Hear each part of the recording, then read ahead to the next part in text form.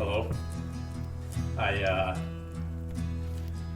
Yeah, that's your name. Squirrels got me. Big Jim. Yeah. Really cold and fun. Cold and fun. Cold and fun. That's good that you think that of it, because that's what deer hunting typically is cold and fun. Yesterday morning, I'm glassing up on the pass, and I see these deer moving, and I'm like, ooh, there's deer moving. All of a sudden, I just see this person just head down, just hauling ass, wearing shorts and a t-shirt with a pack on. And I'm like, is that Tard? My dad always talks about floating through the woods like the autumn breeze. So Robert's when you're the ghost, and 275 that's pounds, I don't know how you do that, but the Freightliner. It's just like a creeper. You're just kind of up in the corner watching what's going on down there. yeah, You know, he's like, he's up there slapping, pissing all over everything. is it warm yet? How did you know the name of the actor? That's I know. Why did you say his name? Hervé Villechaize.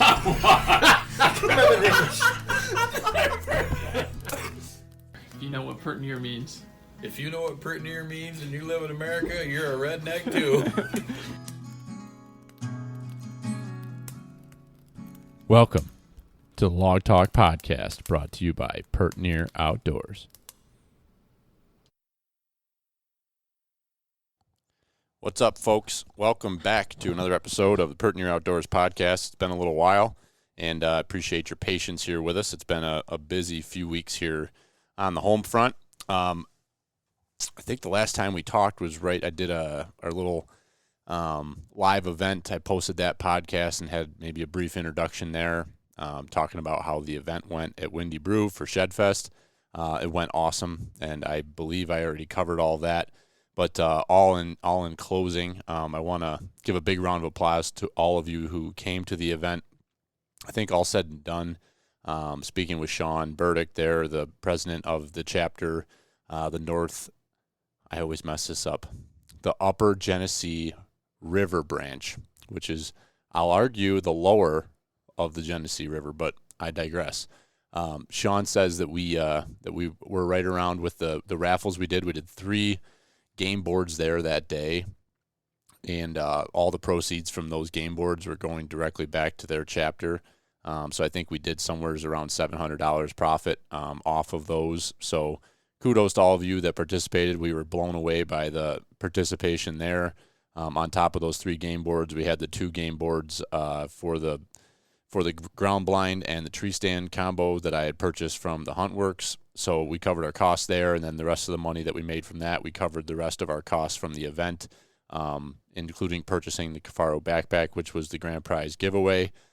So outstanding. It's awesome to come out in the black or the green, however you want to look at it, and be able to hand over that money to the Deer Association to do as they please with the local branch here that we're working with. So good stuff.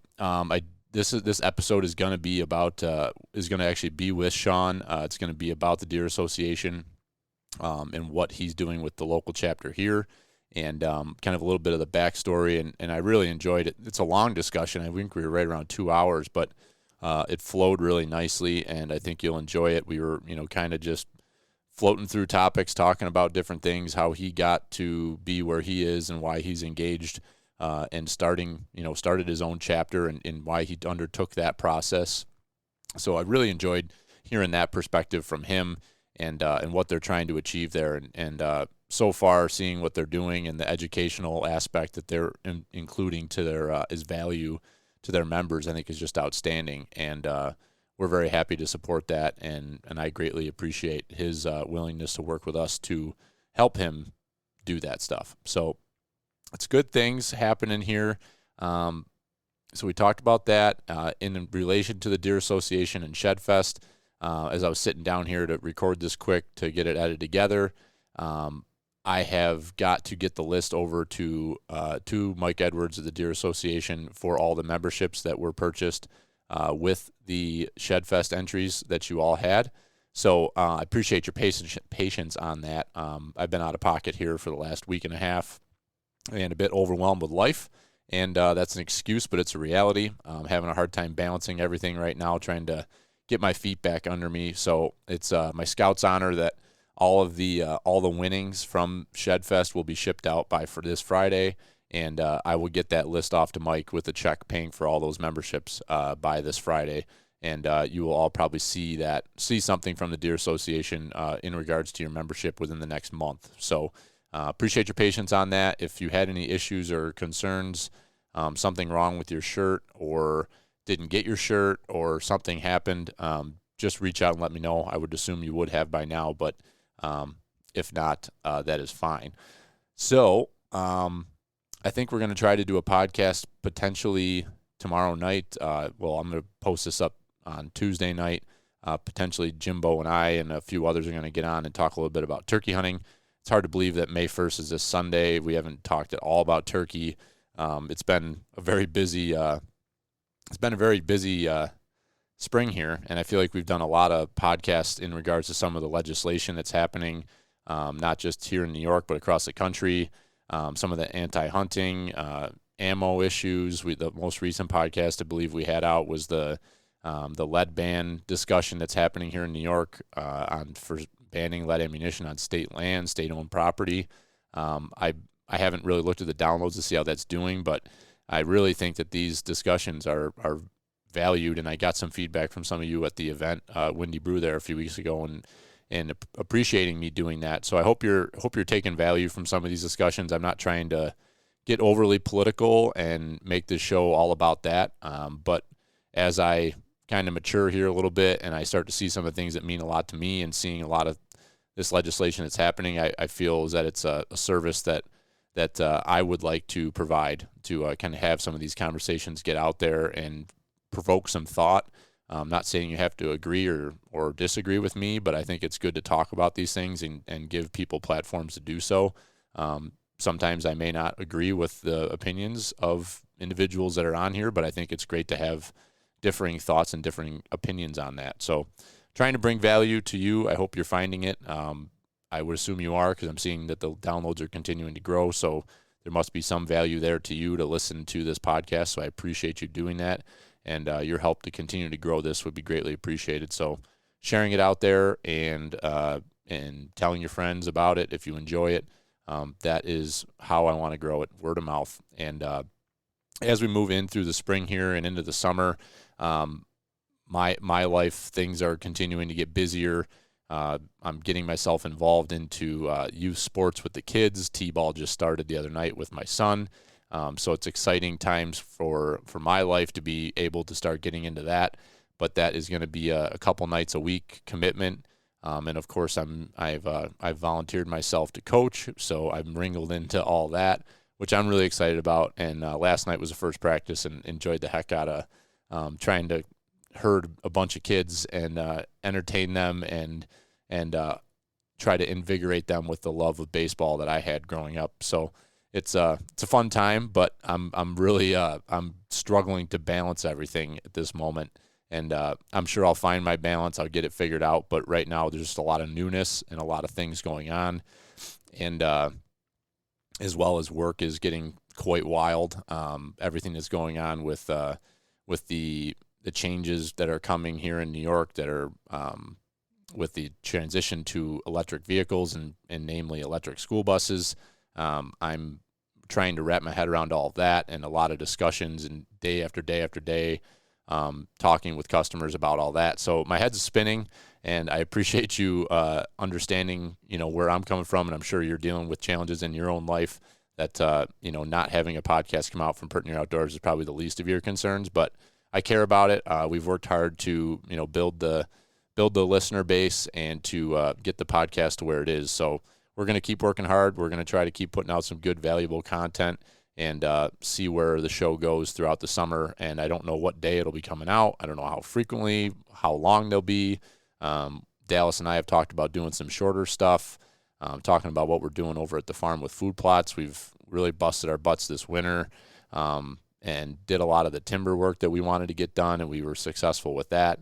And now it's going to be moving on to, he's getting out there and working on the food plots and doing all that. And we got to have some discussions on that progress, because I think that's valuable information. So appreciate you listening. Appreciate you continue to stick along with us. And any insight on things that you'd like to hear or topics you'd like to have, or if you're somebody out there who feels like you've got a of value that you could bring to a discussion from any position, I'd love to have you. And if I have said to you, asked you if I wanted to have you on the show and you agreed and we haven't connected, it's nothing personal. It's just a matter of trying to align everything and get my schedules and understanding other people's schedules and what's a current event that should be spoken about. I'm trying to balance all that. So that's something that haunts me in the back of my head, is that I've had many discussions with many people and saying, hey, I'd love to have you on the show. Are you interested? And the individual will say yes. And then we don't talk again for seems like sometimes weeks or months, and it's absolutely nothing personal. It's just literally trying to balance it all. So I know you understand. I hope you understand if I'm speaking to you, individuals out there, but nonetheless, enjoy your turkey season. It's hard to believe it's here. The weather looks like it's going to be fantastic for this weekend, and hopefully it stays that way into the heart of May. So enjoy the discussion I have here with Sean. I'll give a little quick plug to the Huntworks. If you need any ground blinds, I know that they've got some in stock over there. So I know I've become a quick fan of ground blind hunting for turkeys. I don't have a ton of time, so if I can have a blind and a couple decoys and run and gun, finding that's my my go-to way to get it done. So check out the huntworks.com.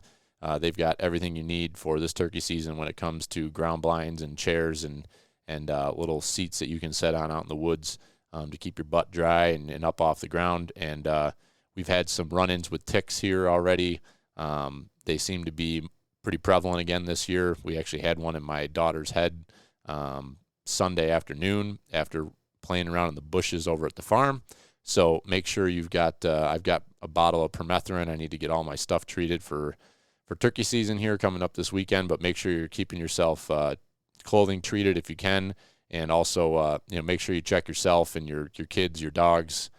Check your wife for ticks. I try to check my wife every night for ticks, but she doesn't always let me. But I think it's just I'm trying to keep the house safe is the angle I'm going there. But she, for whatever reason, she thinks I'm trying to do something else. But that's a whole nother discussion. But, make sure you're checking everybody and check yourself when you come back from being out in the woods, because usually you can catch them before they been on you for too long. So that's my PSA for the week. So thank you, everybody. Appreciate you listening. Enjoy the conversation with Sean and Gabe fading him.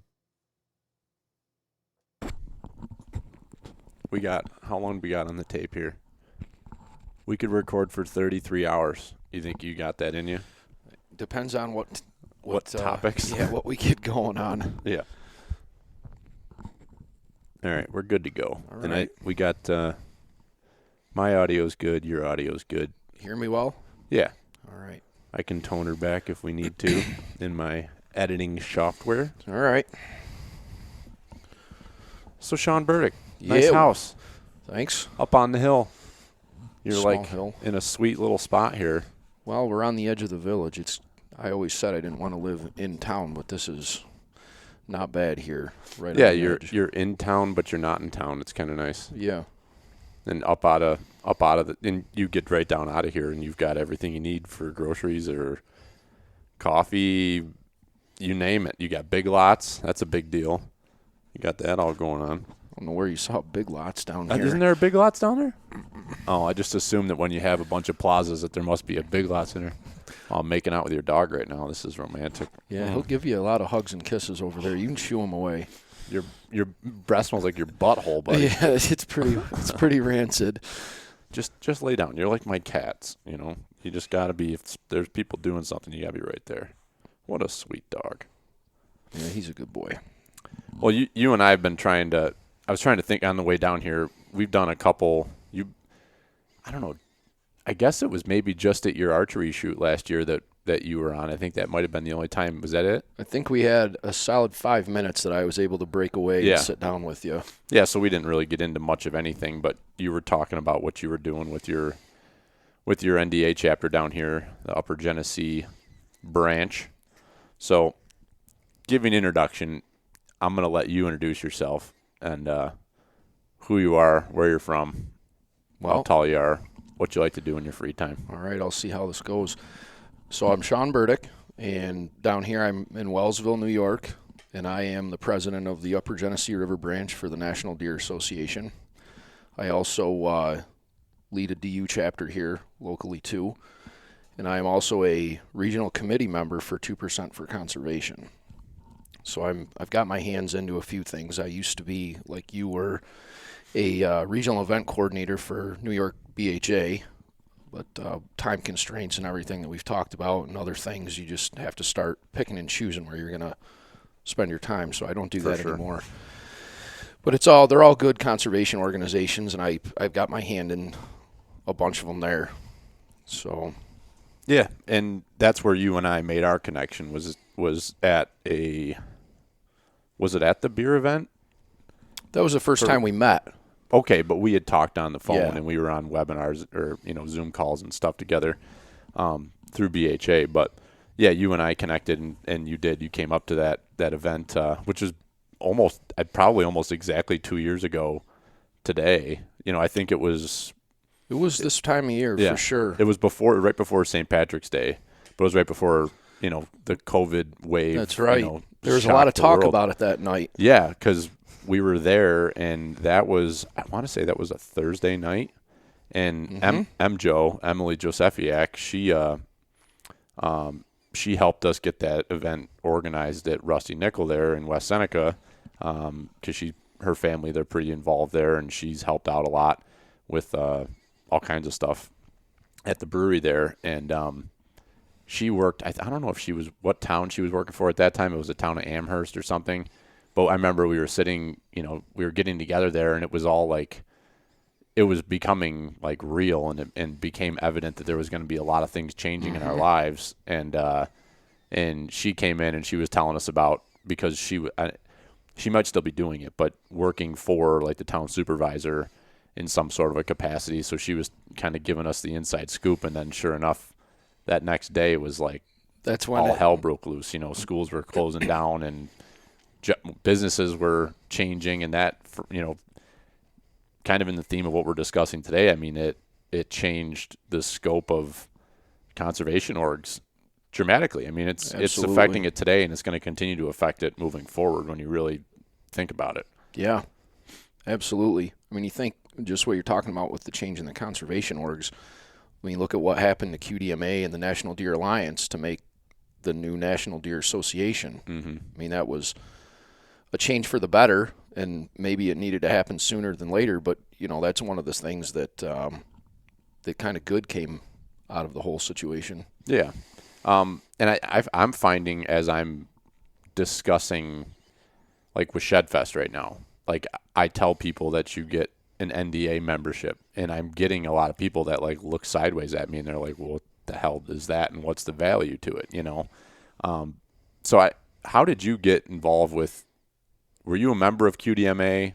Like, obviously you had something that emotionally made you want to start a chapter. I mean, that's a big deal to start a chapter and get that whole thing off the ground. So, like, what's your background in the Deer Association? I mean, obviously you were involved with DU and 2% before that. So I guess even if we want to go back, let's do that, because you and I have never really talked about that. Yeah. Like, let's earmark that we want to come back to talking about what got you started with the Deer Association. Yeah. But, like, how did you get involved in all this nonprofit and hunting related items? Well, it all started for me, and this is kind of strange because I never hunted waterfowl at all. I mean, I've been goose hunting one time, and that's the extent of my waterfowl hunting. I had a blast. It was a lot of fun. Years ago, Ducks Unlimited was the only conservation show in town, and they were around a long time ago, and then it kind of fell apart. And when they got back together, they had started to put on an event every year. And you're talking the local chapter Yeah. here. So are you from Wellsville? Yes. Okay. Because I know you mentioned that you were in Corning, but you lived over that way for a little while. Yep. I lived in Corning. That's where I met my wife over there, and I worked as a contractor through my father's business at Corning Incorporated for about 5 years. Mm-hmm. And then my father decided it was time to retire, and I am running his business now. But back years ago, I mean, I want to kind of think, I think last year was the 10th DU year, and I wasn't a part of that group the first year, but I had been went to their events maybe 1 or 2 years, and it was a lot of fun, and it was well run. But I could see from my point of view, like there's simple things that maybe could be done a little bit better. And I was friends with a few of the people that were volunteers, and I started asking questions and just starting to get more and more involved with them and selling tickets for them. And eventually I said, all right, well, I want to be a full-time volunteer with you guys, and I really want to help out because I think I can help make a difference. And so that kind of evolved year over year, and I started putting more and more effort into that. And as far as like where I get drawn into conservation, it just kind of happened. And after a few years of being a DU volunteer and kind of helping run these events and put everything together, and we really did, and we still do a phenomenal job. I mean, and the community all comes out and they spend a lot of money on these raffles and they win all these prizes, and you see all this money coming through. And I started to ask the question, well, what can we do here with this money? And at the time, I didn't understand I guess how the corporations handle where the money goes. And I started asking questions, and for all the reasons and the way that DU is structured, there isn't a lot that we can do here with that money. And local branches and local chapters for Ducks Unlimited, they only get to keep, I believe it's 2% of the profits off of the fundraisers that they hold. The local chapters. Yes. Huh. That's all that really gets to stay in your local chapters, and the rest goes to corporate. And you look at what Ducks Unlimited does as a whole, and it's all very good things. You look at Montezuma and the other refuges that they really put a lot of time and money and effort into. But there's nothing here in Allegheny County and, southwestern New York that they're going to, there's not a lot of reason. Like, we're not in a flyway. There's not There's no big bodies of water. You don't have lakes or big swamp areas that need to be restored and things of that nature. Right. You have a lot of trout streams. You got a lot of that going on. Yeah, but talk that's about the mighty Genesee River down here. Mm-hmm. I mean, I don't do much fishing, but people that do say that it's very good trout fishing down here. Yeah. So anyway, when I started to ask all these questions and I was getting the answers that I didn't really like the answers. I mean, I know that all the money goes to good things, but, a lot of times even you run these events and these people come and they'll spend hundreds and hundreds of dollars trying to win these guns and these coolers or, maybe a hunting trip or something. And, they come up to you afterwards and like, well, where does this money go? Where am I going to see this put back to work? Mm-hmm. And you give them that blank look. Well, DU corporate does this or, whichever. As soon as you say the C word, everybody freaks out. Right. It's like, there's not, and that it's all good things and they do good stuff with the money, but there just isn't anything that they can do here locally. And that kind of chewed at me a little bit. And I've always been a deer hunter. And I probably when I was, I don't know, maybe 25 or 26, I started just buying a membership to QDMA just because I was a deer hunter and I just thought it was, good. And you get the magazine that's always really good. And I started looking up where some of the local events were to go to, and I ended up going to an event in Great Valley, just north of Ellicottville there, and that's where I met Mike Edwards. Okay. And I got talking with him, and there wasn't anything between Great Valley and maybe there's Elmira. There's a branch that kind of is over the southern. They call it, is it Southern Tier? I think they call it, or I don't think. Like, are you talking over by Great Valley still? No, I'm talking. There's a branch that I know that Dan Dunnigan is part of. That's over in the Central Finger Lakes, but it's not the same branch that Ben Williams is involved with. That's just what just made me think of that. I'm not sure. I forget. They're like at the south end, like Penyan down that way. I think that there's a chapter over there. Not to derail what the point was that you're making, but there was a void here. Right. From your discussion with Mike. Right. And when I was talking with Mike, I think that branch over there in Great Valley, I think they were starting to face some struggles with finding help and things like that. And there were just mixed feelings over there. And they ended up, I think, dissolving. I don't think they even exist anymore. But Mike kept in touch with me. And I told him that night that I met him that I was kind of interested in getting something started over here because I'm very passionate about deer hunting. And I think there's a lot that we can do here. And he had I bet you it took 2 to 2.5 years after that before maybe even 3 years before it all kind of came together, and I was like, all right, it's time now. And that was the summer of 2019. Mm-hmm. So I called Mike up and I said, well, I think I'm ready to get this going. And I talked to a few of my buddies, and I think we're in. And, you know, some of the guys that I've got in my group now, they were helping me in the group with DU, getting frustrated at the same reasons that, you know, you take all this money from these people, what do you do with it, and where does it go? And on top of that, another point where this comes from is you get into these barroom conversations and you're drinking and somebody comes up and says something ridiculous about how deer behave, or somebody, the one thing that sticks out in my mind, there's a guy that comes to town once in a while, and he was arguing with me, telling me that a buck only breeds one doe every rut. And I'm just, I can't You even, talking about his house, or are you talking about? it has to be. I mean, and he's like, no, it's proven. You guys don't have any QDMA down here. And I'm like, well, actually, just last week I started a branch, so there is going to be something down here, and we're going to talk about this. So people like that you really can't argue with, but in the back of my mind, it's like there's a lot of people that really don't know about anything other than go to your tree stand, pull the trigger, eat the meat. Buy a bottle of deer piss and Right. put it all over yourself, and that's how you shoot a big buck, you know? That's right. God, And I need to go to your bathroom again. all right. I just drank 32 ounces of water on the way Well, here. the coffee will do that. All right. I'm sorry. That's classic me. Anybody that knows me knows that.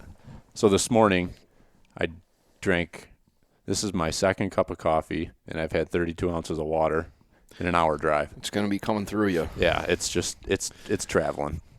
So we were talking, you were at the point where you were definitely seeing that there's a void in education. Yeah. And the community of deer hunters, we think everybody is educated on the biology of deer and how things work and how the environment works. And then you start to have conversations like that, and it's like, what are you talking about? Right. And I'm not to say that I know everything or even a ton about it, and part of it is my own selfish need to learn more about everything. And I'm interested to know more about everything as far as how deer act, how they behave, what they need nutritionally, and to understand why it's important for, I guess everything that you do as a hunter. What's the effect? Yeah. When you do this, what's the adverse effect to that type of thing? And you're spot on. I mean, I think so much of everything is its education. And I think, like, I look at our father's generation, and I don't think it was neglect of any point. I don't think that a lot of this stuff was important to our father's generation. It wasn't. And to the generation before that. Like, deer hunting was just about putting food on the table. And, today that's what I feel it's still, like, I'm coming around full circle on that really truly is it's the important piece to me, is that I can go to my freezer and I can pull out a piece of meat and go cook it for my family. Like, at the end of the day, that's what we're doing. But there's a lot that goes into that. And then you see all these things that are connected with each other, but it's all education. A lot of people just do not connect the dots to where these things go. Well, it's all interesting when you start to connect the dots on how important, say, maybe your browse that you chop down in the winter and you knock treetops down for the deer to start chewing on as soon as they start to bloom, all that very early season forage, how that contributes to their health throughout the rest of the year. And you talk about, say you want to be a mature buck hunter and you want to, see big 3, 4.5-year-old deer with big antlers. Well, if they don't have good nutrition and they don't have a certain type of habitat to be safe in, they're never going to make it to that, and you're always going to be killing 1.5-year-old 4 or 6 points, whatever. Yeah. It's just cool to see, like, small changes that you can make here and there can have a big effect in the long term. Yeah. I'm having a hard time finding my words. I only got about 4 hours of sleep after last night's antics. Antics? Yeah. What happened last night? Just my brother and my cousin and one of my good friends came over, and we were ripping beers off the kegerator until about 1. Yeah. Oh, speaking of that, Russ wants his. I know. You got that available? I do. Can I take it back with me? No. Shit. No, I'll take it. What I want Or to you do. want to bring it on the 9th? Well, my plan was to bring it back about a month ago. I was going to run up there on a Saturday, and I had one of my cousins and my brother was going to run up there with me, and I was going to get a keg of something else that would be empty to bring back on the 9th. And I know I've been meaning. I actually was thinking about calling Russ just to give him a hard time about it. But I want to get another keg of his beer on my kegerator. Yeah. If you really want to, you can take it. No, it's fine. You just reminded me because that was like, he's like, oh, when you see him, I need to get that back. Yep, I know. It's total squirrel Yeah. sidebar here, but Yep. they're like, wait till when we go up there here in a couple weeks, they have like expanded dramatically. The place looks totally different inside. I saw a little clip on your Instagram when they had their party, and I was like, well, that looks a little bit different from last summer when I was up there. Yeah, like they've opened it up. There's way more seating inside, and they're using the new brew house.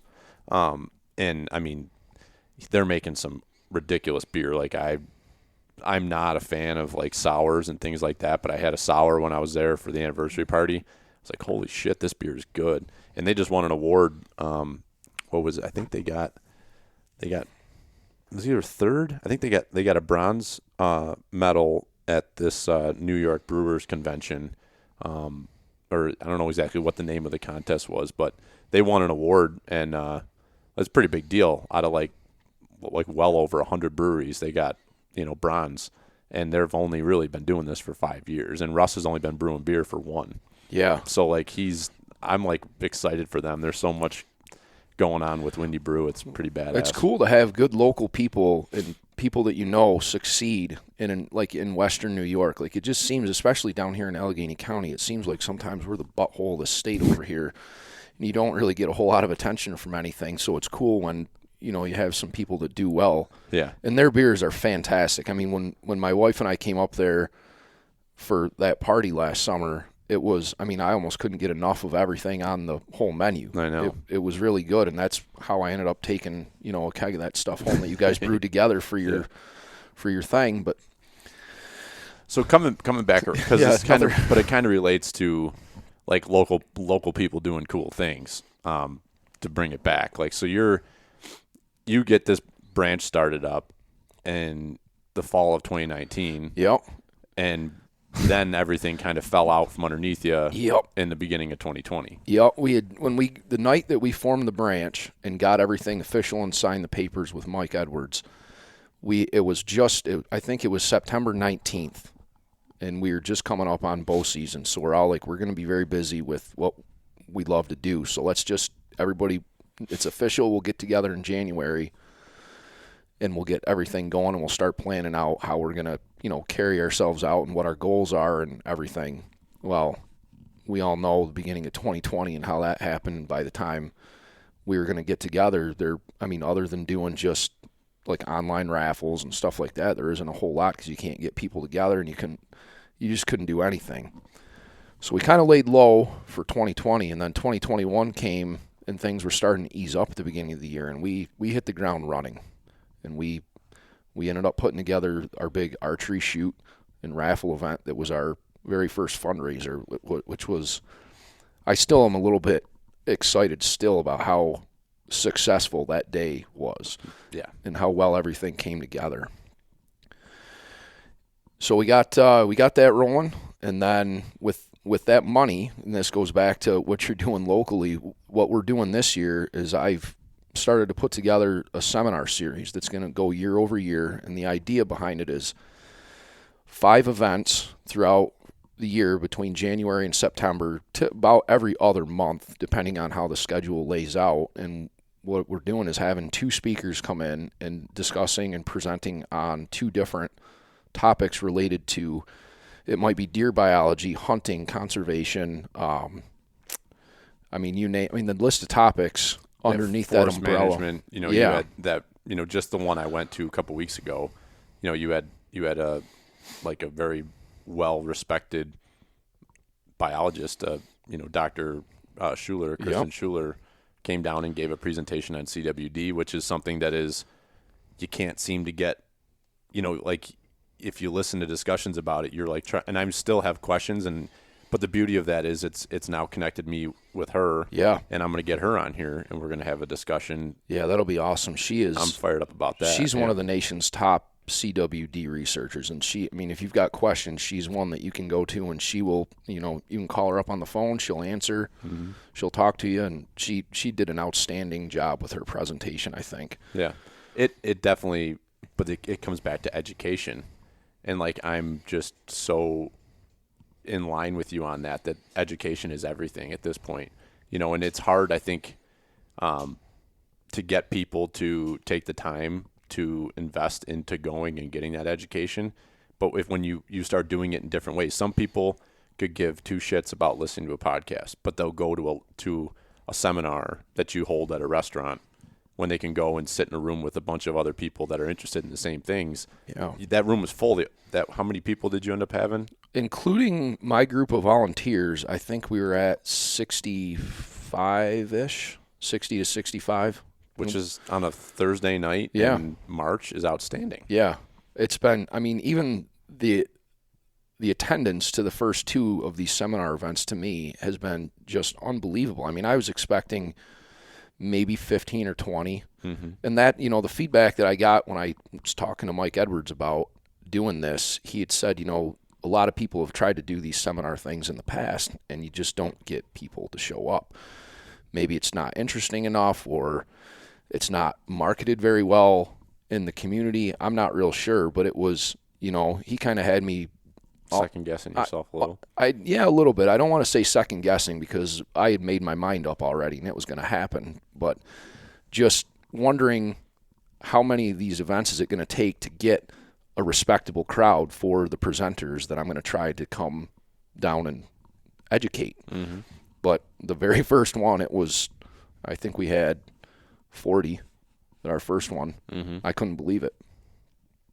So hopefully they just keep growing and getting bigger and bigger. We had to, with as full as it was when we did it at the Beef House there on Main Street, I think if we had another 5 or 10 people, we'd be over capacity for that space. So I had already booked the next one that's coming up on April 28th at the American Legion, which they've got a really nice space that's bigger.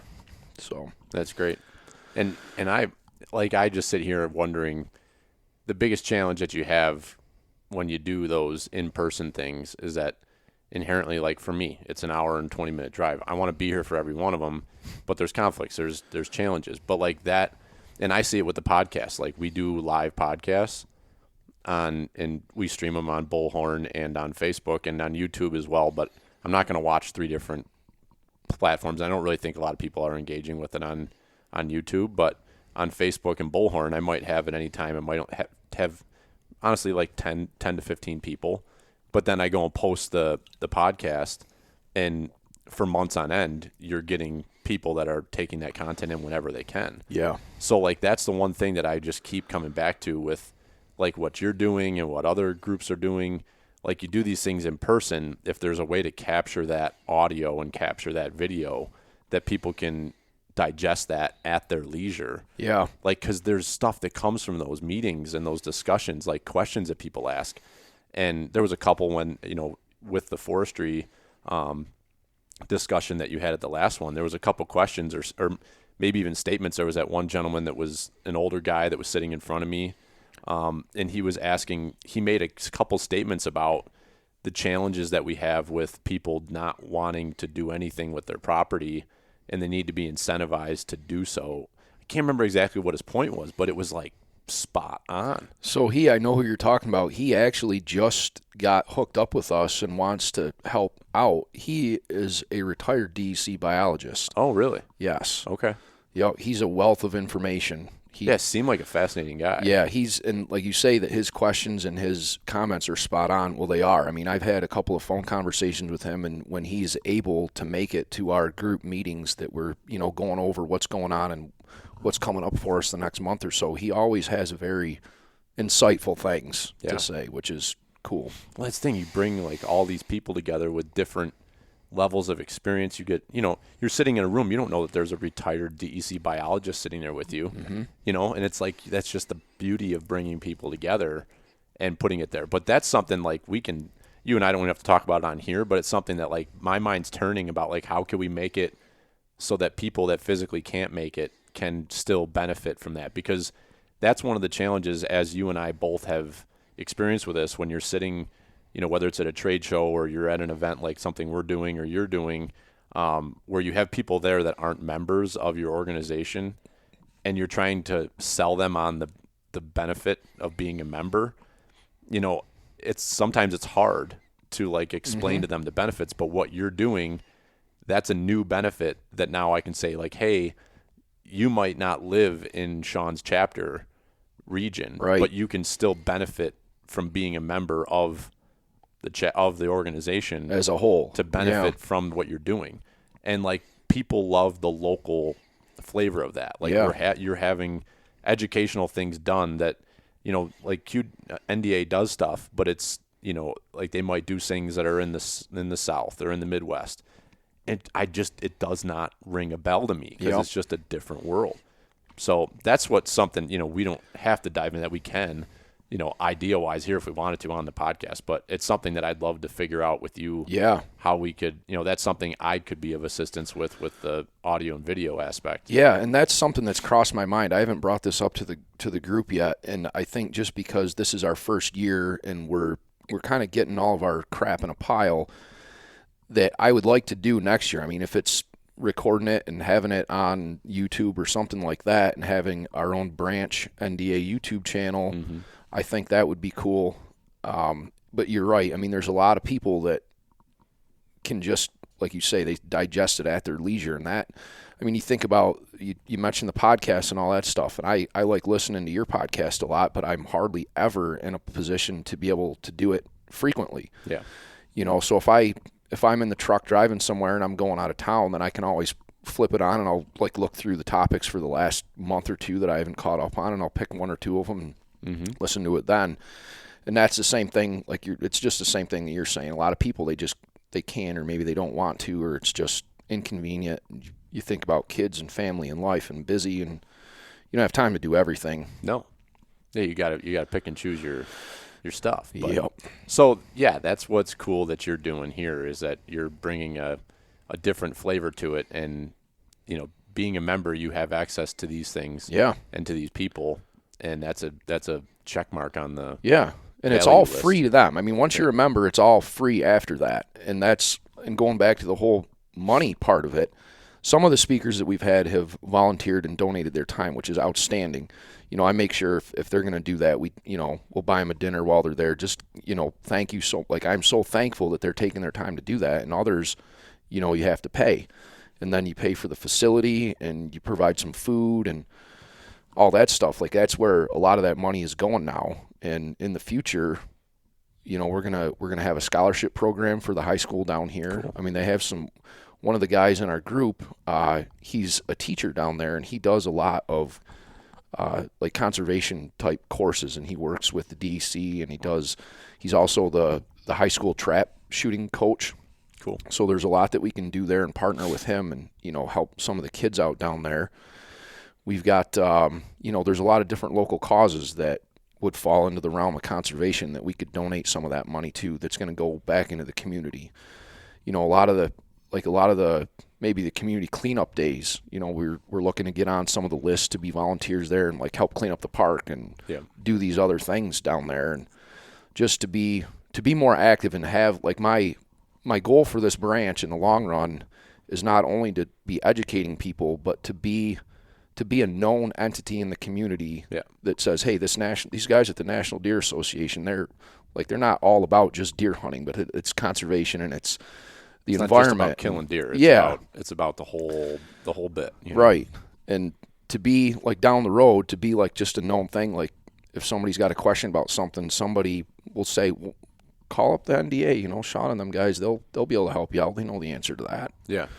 And that's one thing too, you know, I've made friends with one of the foresters here in Allegheny County, the state foresters, Tristan Fugel's his name, and he's from Strikersville. He actually grew up in Trigger's house, which is freaking hilarious. Yeah. Yeah. I met him when I came down last spring. They were doing like a tree planting On the state land, right on the up state there. land, yeah. Yep. And I went down there and I helped out that day, and I so happened to get paired up with Tristan, and we just started shooting the shit, and he's like, so do you know, because he's like, do you know Nick Scott? And I was like, yeah. So because Nick lives just down the road, and his grandparents' property borders my in-laws, and like we started talking. He's like, yeah. He goes, I think I grew up in Brian's house. I'm like, what? So like, okay, instant connection, you know. But he sent me a list a couple days ago of all of the things that he needs help on, needs volunteer work on to, you know, help with, whether it be tree planting, building brush piles, things like that. And I know that's one of the things that I get, like last week's episode of the podcast, we did a discussion on food plot and habitat work. And for a lot of people, that doesn't resonate because they don't own property, and they may never own property. They have hundreds of thousands of acres of state land in New York State that they enjoy their recreation on. So there's a subset of people that either don't feel welcome to like an organization like NDA because they think it's only if you own that big farm or that 40 acres. But there's a lot of people like myself that I spend just as much time hunting public land as I do hunting the private land that my family owns or my friends own. So like doing stuff like that, I think engaging with the state foresters and the DEC and saying, hey, like we also have a force of people that, you know, maybe not everybody, but you might get 10 or 15 guys that are interested in helping the habitat on the property that they do hunt all season. Yeah. So, and a lot of people don't even know that those opportunities are there. And the DEC is like always looking for people to help with that. Well, that's something. I mean, even as in touch with a lot of things that go on around here as I am, I don't know that everything that's going on, and I think there's an overall lack of communication, and I think there's a better way. There's got to be a better way that they can get the word out that they need help, and that they just bring people to help us do this. We've got this project, and you know, if there was a way that I had a more direct link to some of that, you know, that might be something that me and my group could help out with. Right. You know, send 2 or 3 guys if they've got the time, and we can go up and, you know, be part of it. Yeah. Oh, I mean, going and doing that, it paid off because I went back to the same area and I shot a deer this year.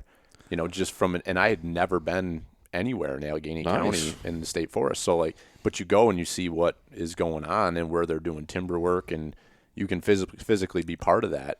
And then learning the history of what went on in some of these areas and how we came to have these big stands of white pine, and, you know, where that stuff all came from, like the history of that's fascinating. Yeah. So once you become involved in that, and once you become involved in these organizations, you know, to anybody who's listening to this that's not a member of NDA, like there's a reason why we're doing Shedfest and having it be essentially a membership drive, because I think it's a great organization to be part of, especially if you are passionate about deer hunting. But even if you're not, there's so many resources that come from that, just being a member. Yeah. And it's, you know, it may not be a tangible good you can put your hands on as saying like, oh, what do I get for my $35?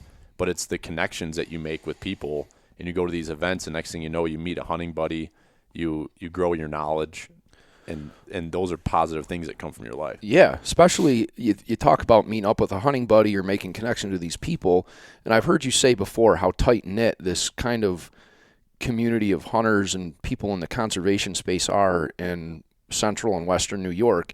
Between your events and my events and other things that go on, like the tethered saddle thing, Teach and train, the teach and train tour that we're at, you start to run into a lot of the same people.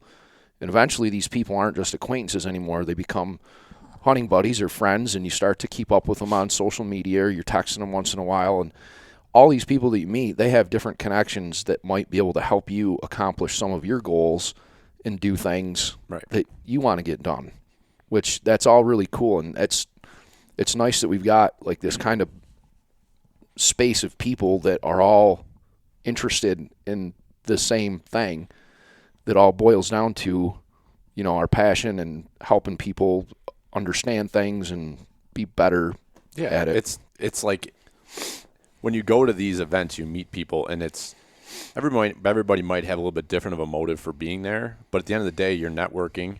So that's like one thing that pretty much everybody, if you go to an event, you're probably looking to network and meet someone or learn something. but you have this like burning desire to try to make a difference. And when you put a lot of those people in the same room, you can do a lot of great things. Yeah. And you look at like how you and I met and how you and I would consider ourselves to be pretty good friends. Yeah, now absolutely. because we're doing things to help each other out. And I feel like as you get older, you start to like connect with different people that you realize like that person is not that they're not going to be good for my life, but it's like you see the choices that they're making or the directions that they're going with things and what they prioritize, and it doesn't align with you. Yep. And it's like, man, I that person isn't bringing value to me in my life, and I'm not bringing value to them in their life. So like I need to surround myself with people that are like game changers that want to move forward and want to do things. Well, that's the thing. I mean, that goes back to making some of those decisions and cutting things out of your life. You start to see those things, and it takes a certain level of maturity to figure that out that you don't have when you're a kid. You know, I'm going to be 40 years old this year, and it's funny to look back on the last maybe 5 to 6 years kind of figuring some of this stuff out, and you're like, well, geez, that exactly what you said. You're not good for me at all. Like I got to be moving forward. I cannot be moving backwards. And if I hang out with you, I'm not going the right way. So we're just going to go this way. Yeah. And with that, you hope that sometimes those people that you are leaving behind see that you are moving forward and they want to get on that train, and you inherently are motivating them to try to better themselves. Yeah. You know, when that happens, I mean, that's not all that often that No. I think that situation comes to fruition, but a couple of, like, even from farther back, there's, you know, some guys that I was friends with that really, really were not good, and they've come a long way since then, and it just you kind of look back, and it makes you smile a little bit, thinking, well, you're a little bit better of a person now than you were when. Well, so much in life is purpose. I mean, it's like, what is it that gets you up every day to make you run?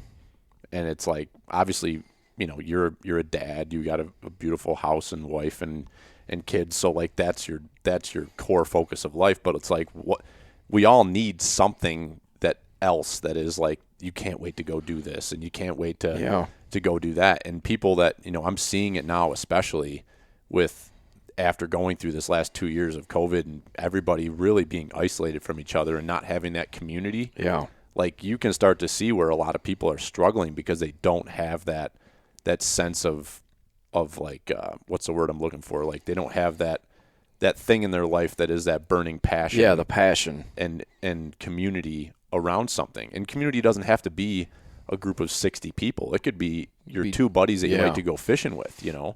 But if those things have gone away, like, that's tough.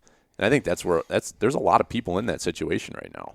Tons of them. You think about what they're calling the Great Resignation that is coming about with all this pandemic stuff, and people are tired of a boss having their thumb down on them saying, you got to be here every day from 8 to 4 or 9 to 5 or whatever it is.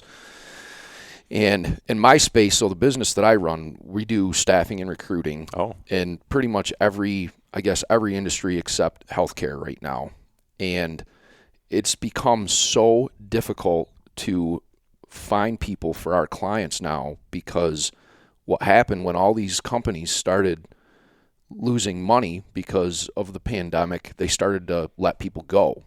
Well, they immediately found out that they could not keep, they couldn't keep manufacturing the same parts, or they couldn't keep developing the same software because they let everybody go. When they started to rehire, they're only taking the best of the best back. So all those people have jobs, but because of the pandemic, they're all remote. And everybody is figuring out, like, I can get way more done in 3 hours at my house than I can at 9 hours at your stupid office. So now we're coming out of this. Nobody wants to go back to the office. No. And everybody that got laid off or let go, they had to find something that they could be passionate about. And a lot of these people, they started their own businesses and they're way happier now, or they found better jobs that aren't so, I don't want to say oppressive, but in the corporate world, that's kind of how it can be. Like, not a lot of companies give you a whole lot of freedom to come and go when you please. And, they don't have the attitude that as long as your work is done, thumbs up. Yeah. And nothing else matters. Yeah. And a lot of that older, the older generations, and you even think about how things have changed with deer hunting, the corporate world is the same way. Like, there's still that older generation that's running things. They don't understand technology. They don't understand They just don't know how productive people can be. Right. Yeah, they think you need to be there at 6 a.m. and go home at 6 p.m. Yeah. And, oh, you want to take vacation? What the hell's wrong with you? You've got work to do. Right. I know. Yeah, it's so true. But, like, then we get into these – this is such a fascinating discussion, too, because you get into these situations where, you know, now people got a taste of the way it could be without the, you know, in the office or in front of a computer. But there's a lot of jobs that are absolutely necessary in manufacturing and production. Hands-on. You can't have people coming and going as they please. Yeah. So, like, and the supply chain's so jacked up right now that it's all related. It's all connected, because if one O-ring doesn't get manufactured, you can't put that valve together. Yep. And you don't put the valve together, you can't put the truck together. 100%, man. So it's all this stuff is so connected. But you're so right. Like, and I think that people got a taste of maybe a good taste or a bad taste, depending on what their situation was over the last 2 years. But I overwhelmingly think that, you know, there's a need for community. There's a need for bringing people together with something to be passionate about. That some of this, you know, whether it's just life in the outdoors, and hunting and fishing has seen a huge bump. And same thing with camping and backpacking, RVing, just getting outside and doing things has seen a massive bump in the last 2 years, because people had time. They wanted to get outside because that was one of the best things you could do. Yeah, there wasn't anything else to do. No. So now you've got all these people there are a lot of people that are looking for that resource and for that community. And I keep saying community, but I think it's so important. I mean, that's what it is. So many people have been looking for it, and here we are. And then it's like, okay, well, what can we do to give those groups actually something to do, and to do it right, you know, or at least try to go about it the right way. Yeah, because there's a lot of new people in the deer hunting. Just talking about deer hunting, there's a lot of new people out there. Yeah, and there's a lot of ideas that may not actually be the right ideas. Right. That people can be helped out on. Yeah. I mean, you think about the record sales of hunting licenses that happened in 2020 and continued into last year. That's, like you're saying, that's a lot of new people and a lot of new voices out there that could go either way. Like, there's probably a lot of really smart people out there that are saying smart things and being a good face for hunting and conservation. And then you get a lot of people, and there's a lot of people that have big voices and public platforms that say a lot of things that, like, you just, from my standpoint, you just wish, just shut up. Like, that doesn't help. You're not, like, I understand you're mad about this, but you're doing this no favors. Got an example? Not off the top of my head. No. I do. I have a couple, but you just don't want to bash anybody. No. Well, I'll use one, and it's not one that I don't totally disagree with a lot of the standpoints, but would be like Ted Nugent. Like, I've heard him. He can be pretty controversial. He's pretty controversial. He says what's on his mind, and I respect the hell out of that. I respect anybody that can just give it to you the way it is and shoot you straight, and this is what their beliefs are. Well, we need more people like that, but with maybe a little more tact. Right. And I think one of the troubles you get is that you've got somebody on that spectrum who's got a huge name, a huge following, and says it right in your face. But then you've got somebody like, let's just take like a Cam Haines, who, you know, he does what he does. He's focused, he's motivated, and he does that for people. But yet he doesn't necessarily get involved in the other side of the discussions like Ted does. Yep. But I feel like if Cam did, Cam's messaging would be a hell of a lot more valuable. It'd be better, more well-received, more well-received, and it would cross over to – now, Sean and Billy sitting in Wellsville aren't going to do a damn thing about Cam Haines' life. No. But I'll tell you, like, I think that's where all of these conversations are so important, regardless of whether you're talking to 200 people or 2 million people, is like every little bit that someone can pick up and try to rationalize and make a better decision on things, it's for the greater good. For the greater good, yeah. And like with Ted, I think the biggest thing that it comes back around to the CWD discussion. Like, I hear him talk about CWD, And then I'm like, well, yeah, this is bullshit. Like, how are they telling us that we can't feed the deer that live on our back 40? Like, how can we not do this? And then I go sit and listen to a presentation from Kristen, and I start thinking about things, and I'm like, man, it's like, what are we doing? It's like maybe the things that we are doing are in New York are helping prevent the spread of this. It's like, what are we doing? But I think you have to take those discussions from all those angles and then hope that there's a common denominator and just a good open conversation that can be had to make decisions instead of loud person over here, a loud person over here shouting at each other and not getting things accomplished in the middle. Yeah. Which is a lot of what we obviously have going on in today's day and age. But and I think it takes both sides still. I mean, you gotta have the discussions and you gotta have those arguments to ultimately come to a realization or a decision or whatever the outcome is going to be. Yeah, compromise is a good word to use, because you're never, in any situation, you're never going to get it 100% the way that you think or you feel or the way you want it. It's never going to happen that way. Yeah. But to have these voices, I mean, in the end, it's a good thing to have these voices, but how they interact and how they maybe respect each other is an important thing. Yeah, it is. That's one of the, I'm just like sitting here thinking about stuff. One of the things that so like in talking CWD, like here in New York from Kristen's presentation, really like the main areas where there has been CWD identified has been in deer herds, captive deer herds, which is deer herds. A lot of times is, that's either like a deer scent. This is my understanding. You can correct me if I'm wrong or a little off, but a lot of times those deer herds are used for, scent companies use those to, collect that. But also they're like, they'll grow these trophy bucks and then they sell them for breeding so that they can breed other captive herds and farms that might have, have high fence hunting opportunities, which that's another ball of worms. It is a ball of worms. And quite frankly, I don't care how people decide whether they want to go hunt high fence or hunt something that's open spans and you can't control where they go. I feel like that's more fair chase, but hey, it's not, I don't care if you're doing it by the book and everything's above board.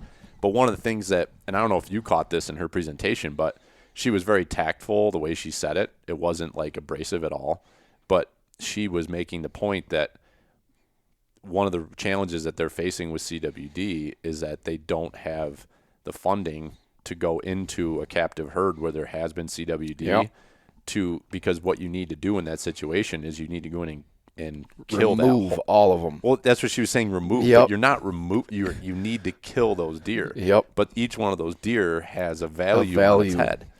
So if they don't have literally the money, on its head, literally, So if they don't have the money to go and say to Farmer Joe, who manages this piece of property, if they don't have the money to give him for those 30 deer, that got to be compensated.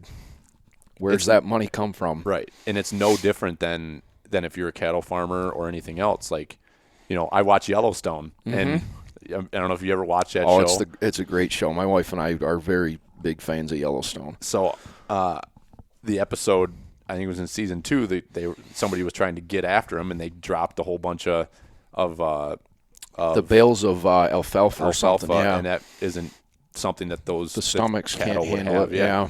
So like when the big deal of that was like an extreme amount of money that they just lost with all that cattle that died.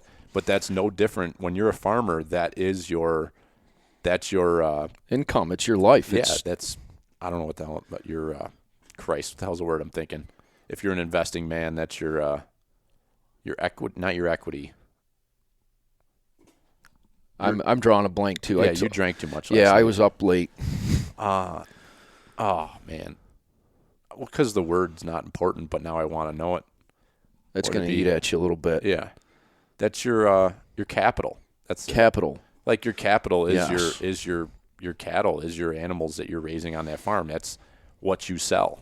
So, like me, I sell school buses. You sell your services to get people hired for companies. Like, if I don't have those things, I can't make a living. Your assets. That's the word. It's not capital. I didn't drink too much last night. No, just enough. Whatever this poison is that you're putting in your body. Hey, that is the healthiest energy drink that exists. Is it? It is. Celsius. It must be French. It's not. No. It's not French. No. it's not. You can. I've got a couple of them in the fridge. You should take one on your way home. I don't know. I don't think I should dip my toes into whatever that water is. It's delicious. So, all right, I have to because the can looks similar. I've got. I started drinking this. I heard about it on a podcast. Go figure. This new, like ready to drink vodka drink. It's vodka seltzer, like it's a seltzer with Really? vodka in it, and it's called Neutral. NUTRL is what and it's like the slim can, Yeah. and it's you're gonna start. I'm looking gonna it up. look it up because you got me interested. And it's like 3 ingredients. It's vodka, seltzer water, and whatever the juice is of the like fresh juice. Oh yeah, there you go. And it's freaking delicious. They're like 4.5% alcohol. And So they're not heavy hitters. no, you could just drink 1 or 2, and I love drinking seltzer water. So it's like a win-win for everybody. And Huh. Well, I'd say if it wasn't so early in the morning, maybe we ought to go test that. yeah, we'll go find the nearest liquor store Yep. and go and buy some. But yeah, I just think that we were kind of all over the place. We were Yep. talking about CWD, and like I think that's and it's just interesting discussion. It's something that came from Kristen's presentation that I was like, huh, interesting. Yeah, it is very interesting. Which with all the speakers that I'm bringing in to do these presentations, I'm trying to keep them at least somewhat local. Some of them are not going to be later this year, but most of them, by and large, are going to be local. And the topics, at least to me, in my head, are all very interesting. And they're things, like I kind of said a little bit ago, that it's like some of this is selfish. Like I want to know more about it too, so I'm going to, for my own knowledge, but I'm just going to include a bunch of other people and do it that way. And we've had really, really good feedback about the first 2 events, and I hope that, I'm certain that the feedback we're going to get on the rest of them is going to be very good too, because they're all going to be very interesting topics, and they'll be fun, and, they'll just be very good. Yeah. What so what do you have on the agenda for the next, like, let's just say the next 2 events? I know you've got the March or April 28th, you said. April 28th, we're going to be discussing deer nutrition needs and what their bodies are going through coming out of the winter, and the importance of the browse and the food, and just to be able to get an understanding for why it's important to have habitat and food all year round. And that's going to transition into spring food plots, which, anybody that knows anything knows that, 1 can of gas in your chainsaw is going to do way more good with a lot less money than a food plot. Yeah. But we already talked about that kind of twice. Yeah, you don't want to keep right digging up the same stuff. And a lot of people, they want to know more about food plots. And, even to your point about people thinking that the NDA is all about big farms and hundreds of acres and things like that, it's going to be specifically discussed that you can do a lot with a very small food plot or a very small piece of property. I mean, you listen to people like Ben Williams and John Teeter talk, and they'll tell you, with a little bit of chainsaw work and a 1/4 acre food plot, you can completely transform a 10-acre property. Even at 6-8 acre property, if that's all you've got, you can do a lot with a very small space. Right. So it's not all about that, and that's going to be part of what's discussed in the food plots, is that you don't have to have a bunch of fields and all this equipment, to be able to provide some food on the ground for the deer in your area. So we've partnered with a local seed and fertilizer place that's just over in Andover. So they've got a couple of their seed reps, and the owner of that company is going to come over for the food plot part. And I'm supposed to hear back from the DEC biologist in our area today if he got the approval to do the presentation. He was very excited about it, and he thought it wouldn't be a problem, but he had to get approvals from up the chain. Mm-hmm. So we'll have that, and that'll be April 28th here in Wellsville. And then the next one is not going to be until the end of July. Coming into summer, we've got our big archery event at May 21st. And then things will calm down for a little bit, and we get past the 4th of July and Memorial Day and all the good stuff, and you get past turkey season.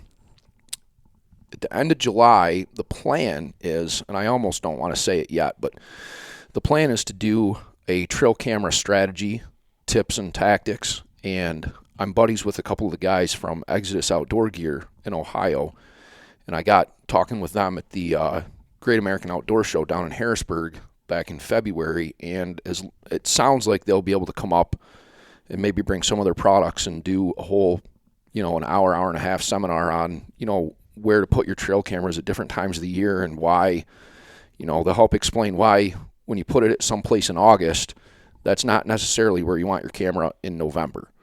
And, there's a lot of technical things. These guys are, especially Chad, he's an engineer from way back, I think, and he knows like every little technical detail about trail cameras. And he can, if you ever listen to their podcast, they've got a couple of episodes where they talk about all the technical things in these trail cameras, and then they can go and like they just know the industry so well, and their cameras are phenomenal.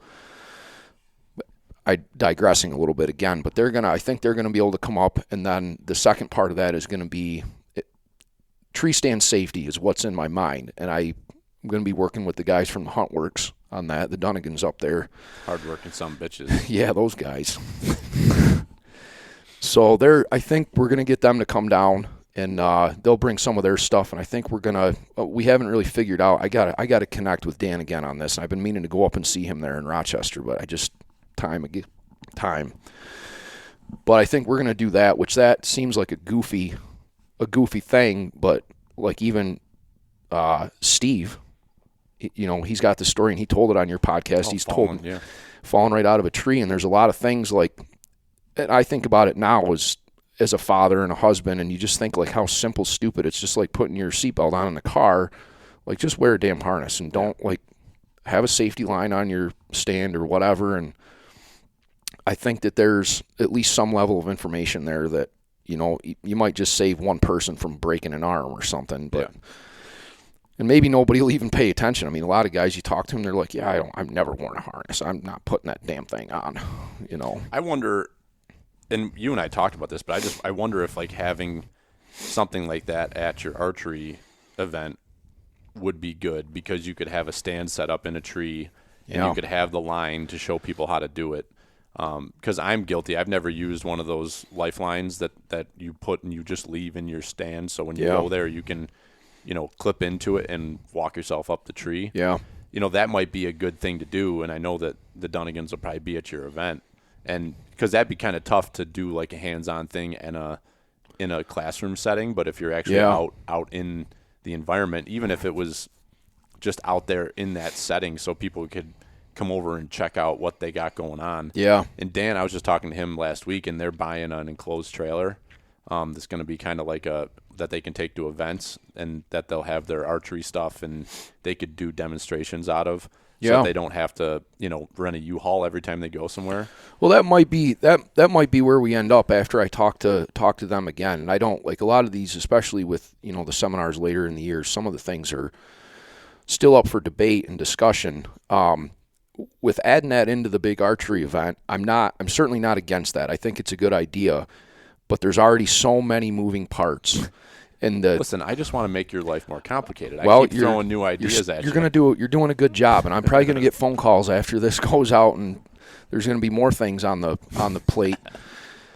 I don't want to. I mean, even like I talked to you about one of these seminars being similar to a tethered teach and train, but having more of the saddle companies come in. And I reached out to a handful of them. There was some interest, and most of them I didn't hear back from.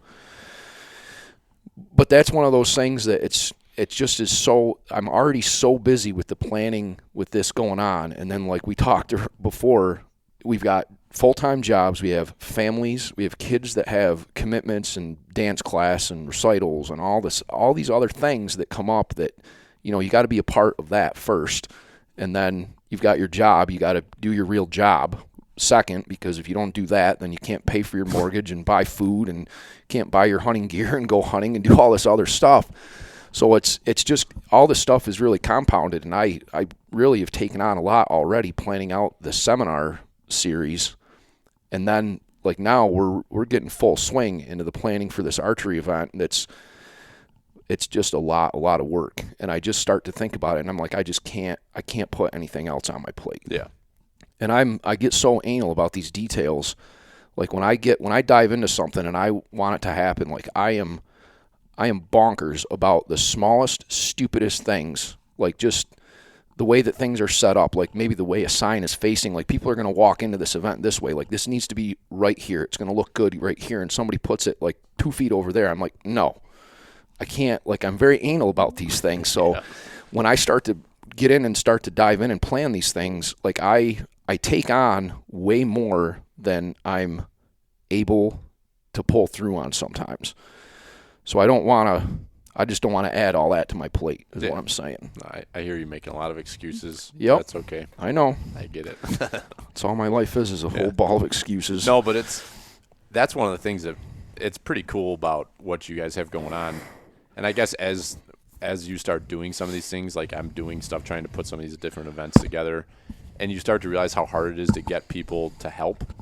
And like going to your deal a couple weeks ago on a weeknight, I mean, you had 10 guys there. 10 people and wives are there helping, or whether they're, I don't know if I assume they're wives. I don't know. I shouldn't do that. But, you got wives that are helping, and it's just like, man, like there's a good community of people here that are working together for this thing. Yeah. And that's pretty awesome. And it's the same people, like you're seeing the same people that are there to help and organize and everything else. But I'll tell you, I've been wearing those assless chaps, dude. They're freaking sweet. Probably with nothing else on, nothing. too. It was hot yesterday, so I went commando. Yep. Yeah. But my thighs were warm, but the back end was venting nicely. So that's good. You need that out in the woods. Yeah, and my chain came off my chainsaw, and I threw the brake on real quick so that it wouldn't keep spinning and screwing up the chain in the bar. And then I threw the brake off on my, like you have the spring in your brake, and it stayed on, and then I tried to take the cover off. That was probably a disaster. It was a disaster. So I was sitting there, and anybody came up behind me while I was wearing my chaps. It was very uncomfortable as I was on my knees working. Yep. But boy, I was wearing pants. Okay, the joke has worn itself out. But I was going to ask you if you got any ticks up your crack. No, but I've had several ticks on me the last 2 weeks. Yeah, I've heard. I haven't had any on me, but I've heard they're out already. Yeah, I don't. It's not like something I'm consciously doing, but I like to wear, like I have a couple pairs of like tan, like just tan pants that I wear when I go in the woods, and I kind of actually like wearing those because you can look down and see if you got ticks on you, compared to wearing like blue jeans, or like if I was to wear a dark pair of pants like this, you can't see nothing. But man, I'm always looking at myself, and I had each time I've gone out in the woods the last 4 or 5 days, I've had ticks on me, so it is what it is. But so let's highlight the archery event you've got coming up and what will go on at that. That's something what people can expect if they want to sign up ahead of time, or is that something you show up the morning of? No, we sell tickets ahead of time. We'd like to get at least a rough idea of what the numbers are going to be, and we don't have the tickets printed yet. That's actually on my list of things to do next week. So it's Saturday, May 21st, and it runs from 9 a.m. all day. You don't have to come all day. 9 a.m. is when the archery competitions start. We have essentially 3 different courses that we run. The Rod and Gun Club here in Wellsville, where we host this, they've got about 50 acres down there. So they've got a lot of woods right along the river. So we make, last year it ended up being about, I want to say it was just about 3/4 of a mile, a loop through the woods with 10 different stages that you shoot at. And then we have a single stage 3D range for people that don't want to go through the woods and walk around like that, with 10 targets, and each of those are awarded first, second, and third. And then we have a youth range also. And at the youth range, this is like, I was super excited that we had so many kids show up last year. And there was one of the kids that had never shot a bow before. Him and his dad came down, and he learned to shoot that morning. And, the guys that run that range were teaching him everything, just getting him used to drawing like these little, I don't want to call it a toddler bow, but a beginner bow. Yeah. So he was learning, he was having a really good time. And one of the things that we do is we buy a youth bow and we give it away. Like every kid that comes through the door, they get a ticket for this bow, and it's like it's one of those bows. Like I think we had a mission. So it's one of those bows that you can just kind of adjust it from 5 pounds to 60 pounds. Yeah, all the way up that you can grow with. So we buy one of those, and every kid gets a ticket for that. And then we say, well, look, you can, the kids only, not adults. Like if you want another ticket, you can buy a ticket for $1 and make it real cheap. And then they go and they tug on their parents' pocket a little bit, and so they come out. But this kid won that bow that we gave away, and he was the one that was the most excited about learning to shoot and everything. And that was like you see that, and you're so happy to see this kid like win this, and he was just so jacked up. And his dad had shot a bow a long time ago, but wasn't really into hunting. He's a contractor. He's very busy. Well, one of the raffles that we did had a brand new Athens Vista 33 we had last year that we raffled off, and his dad won that. So they went over to the archery shop in Belmont and talked to Scott and Leslie over there, and they got all set up, and now like they've got this great thing that they can go and do together. They can go and shoot. Like it almost was like fate. The kid won the youth bow, and the dad won the adult awesome. bow. It was like that's one of the coolest things that came from the event last year. But again, I digress. So we've got a youth range, and like there's all kinds of prizes and giveaways just for the kids to show up and do that. And we've got an opportunity, even as adults, any age, you can come down. There's people that'll teach you how to shoot. You can get your hands on, a traditional bow, a compound bow. We'll have all kind of youth bows. We've got, I think, maybe 5 or 6 different bows that our branch kind of owns that we're going to have for people to use if they don't have one and they want to learn. So that's the third range. And then we've got, we do a long range raffle shoot kind of. So we put a target way out at, call it 75 or 80 yards. And, you can buy shots for $5 and shoot it if you hit the target. It's so many tickets.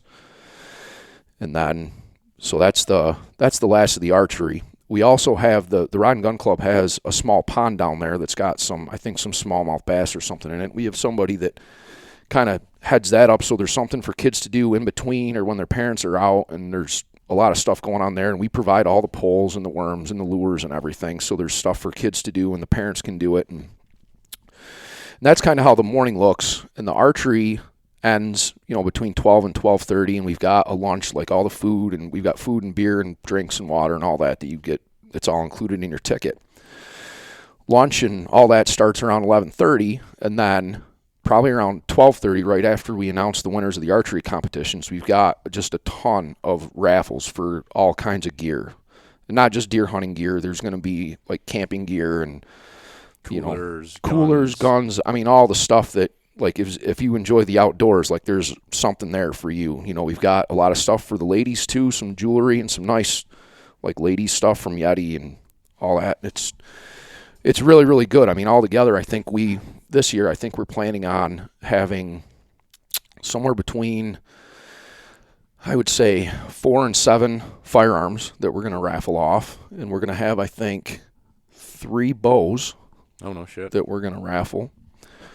Some decent art prints we're going to have, and then just a whole variety of just different outdoor gear and just cool stuff. And we've got, last year we called it the Big Buck Raffle, and we got, again, hooking up with the Dunnigans up there, and they were super good to us on that. We bought pretty much the top of the line Banks blind, which was really expensive, but we sell a very limited number of tickets. They're $100 a piece, but if you win, you're winning something that costs like $5,000. Right. So, and you've got good odds too. We raffled one of those off. I think we might do the same thing again. We're still kind of tossing some ideas around, but that's another thing I got to catch up with Dan and Steve on. Yeah. But, I mean, every 2 weeks they've got another business line they're carrying. Right. So, yeah, I mean, who knows what you could do there. I know it. But, yeah, there's just all kinds of stuff, and the raffles go on, and the beer's flowing all afternoon, and it's a really good time. I think last year we wrapped up right around 5, which we're going to try to wrap it up a little bit sooner. I think a lot of people, that, especially the ones that had been there since 9 a.m. Yeah, if you make it a full day, that's a long day. It is. It's a very long day. And it's, one of the parts that we didn't do a very good job with last year was making it clear to the community that, you don't have to shoot. Like, it's not just an archery competition. I think a lot of people didn't come, or they just didn't understand that, this, like, it can be a family party and a family afternoon. You can hang out and just show up in the afternoon for food and drinks and the raffles, and you can still have a really good time. You don't have to be there and shoot the courses and do all that. You don't have to be an archer. You don't even have to be a hunter. Yeah. It doesn't even matter. And all, it's it's a good time. Yeah. It was a great time, and it reminded me of the NWTF banquets that I had always grown up being used to, and now those in the local chapter I belong to is no longer in existence. So now I have that that itch that I can scratch with what you're doing down here. Yeah, and it's cool, and being the fact that it's nice weather, it's outside. Knock on wood, it's the weather will be good that day, but last year was outstanding for that. It was great. Other than that one wind gust that we got in the middle of the knocked over half of the stuff in there. Yeah. Yeah, it's great. I mean, there's a lot of people that show up to that too that just like to spend money and try to win stuff. Yeah. I mean, which is good. Like, you need all kinds of people. Yeah, they don't really care about shooting or whatever. They just want to have a couple of drinks and spend some money and hopefully walk home with a gun or a cooler or fishing Believe rod. it or not, there's people that all they do is go to gun raffles and raffles of some sort. That's how they spend their money. So two of the people, a husband and wife, that have been coming to our seminars, I don't think they have anything to do with hunting. I may be wrong. One of my guys is going to correct me because he knows these people much better than I do. But they come to the DU event and they spend a lot of money and they win tons of stuff every year. They won a lot of stuff at our event last year, and just on the door prizes and the small raffle that we do at the seminars, they have won something, I think, both times. So they're those type of people that come and they just love doing that, and they're always lucky in that aspect. Yeah. Have you thought about, so you brought up DU and I want to come back around to that, the big reason for you going in the direction of the NDA was keeping the money local. So what sort of things are you doing with that? Like, what on the money end of it, what are you able to do with your chapter that you're able to keep the money local and do those sort of things? So how is it different with NDA than it is? And I guess before we go there, like, clarify, you're still very active with DU, and you have nothing against DU. It's I'm actually hosting our first committee meeting at my house next week to start planning our DU event that, usually by now it would be next month, but I can't do it next month. So it's probably going to get pushed out to later in the summer, but so I'm still active with them. But to touch on the money, like I had said, I believe that the local chapters for DU, I'm probably right, but I could be wrong. I think it's 2% the chapter keeps. With the National Deer Association, when they reorganized from QDMA, the structure, I believe it was 25% that the chapter got to keep before, but now it's 40% on your major fundraiser. So 40% of that money that we come out in profit after all the expenses shake out, we keep that off the big event. If we have a second fundraising event, then our branch gets to keep 90% of the profits. So with that money, with what we're doing, we kind of talked about that a little bit before. Like, this seminar series is the big thing. Like, there's a lot of expenses in that, and we're doing that. Nobody, as long as you're a member, you don't have to pay a penny to get into that. Like, you're in. I talked about, we've got a lot of this stuff, like the scholarships that we want to do with some of the kids out at the high school that are going into maybe conservation or outdoor type fields of study. There's opportunities there that we're going to get into. There's different organizations and causes around the county and the community here that could use some support, and partnering with places like, even the Rod and Gun Club down there. There's things that they need help with from time to time that, a little bit of money from us would help them out, which helps, the shooting sports, which is, it's all part of this thing. Mm-hmm. And there's a lot of other ideas that we haven't really hammered out yet. So all I can say to start with, it's this seminar series is the first thing that we're doing to give back and how we're spending that money. There's a lot of things that we can do, and we're looking forward to doing it. Yeah. KP break number 2, and then we'll kind of take her home. All right. That sound good? Yeah. Okay. You and me both. Yeah. Yeah, that's how that works. Okay, we're both We're both relieved. relieved. That's a good way of putting it. Yeah, politically correct. So kind of where I was going with the question, and then you answered, and then we went and relieved ourselves, was, what do you have any plans? One of the biggest things that NDA does is the Field to Fork program. Yep. Do you have any plans with that? Because that's something that I'm passionate about, Yeah. is helping educate people and get them into hunting. We do. We've talked about it. With everything else that we've got going on, we haven't really hammered those details out. I think, kind of just off the cuff, I would have to say that there's at least 2 or 3 people in our group that would be super happy to be a part of that. You're getting the Ruger Snugs. Yeah. So you've got a couple, 2 or 3 people that are that interested in it, or? I think if we were going to solidly decide to do that as a group, I think that we have probably 2 or 3 people that would spearhead that. Not to say that I wouldn't, and I agree that that's one of the best things that NDA does, and you see some of the recent stories about, some of the other people. My God. If you don't get him down, he'll lick you to death. Just try to, okay. Yep, there he goes. It's a big lap dog. Yep. Yeah. Now I lost my train of thought. If you were at my house, it'd be my cat's up on your chest. So Yeah, you're a cat man. yeah, cat daddy. Yep. Oh, there he goes. I said the word C-A-T, and it freaked him out, so he got away. Yep. So it's something that you guys are talking about, but it seems like it is a big Right. undertaking. That's where I was. That it's something that it's one of the best things that NDA does to get people involved and teach them the right way. And when even going back to what our chapter goals are as a whole, that's something that was part of it when we started. But we're still, in the grand scheme of things, we're still pretty new. Last year was our first go at anything. And everything that we did last year between the raffles and our big event, that won my chapter the new chapter of the year in the whole organization. Yeah. That's which pretty awesome. That's awesome. And that says a lot about us as a group and the guys that are all putting their time and effort into this. And it's, to me, that we're only going up from there. And that's part of the process as we grow and understand and get our feet more in the mud with all of this. That's certainly something that we're going to take on. Mm-hmm.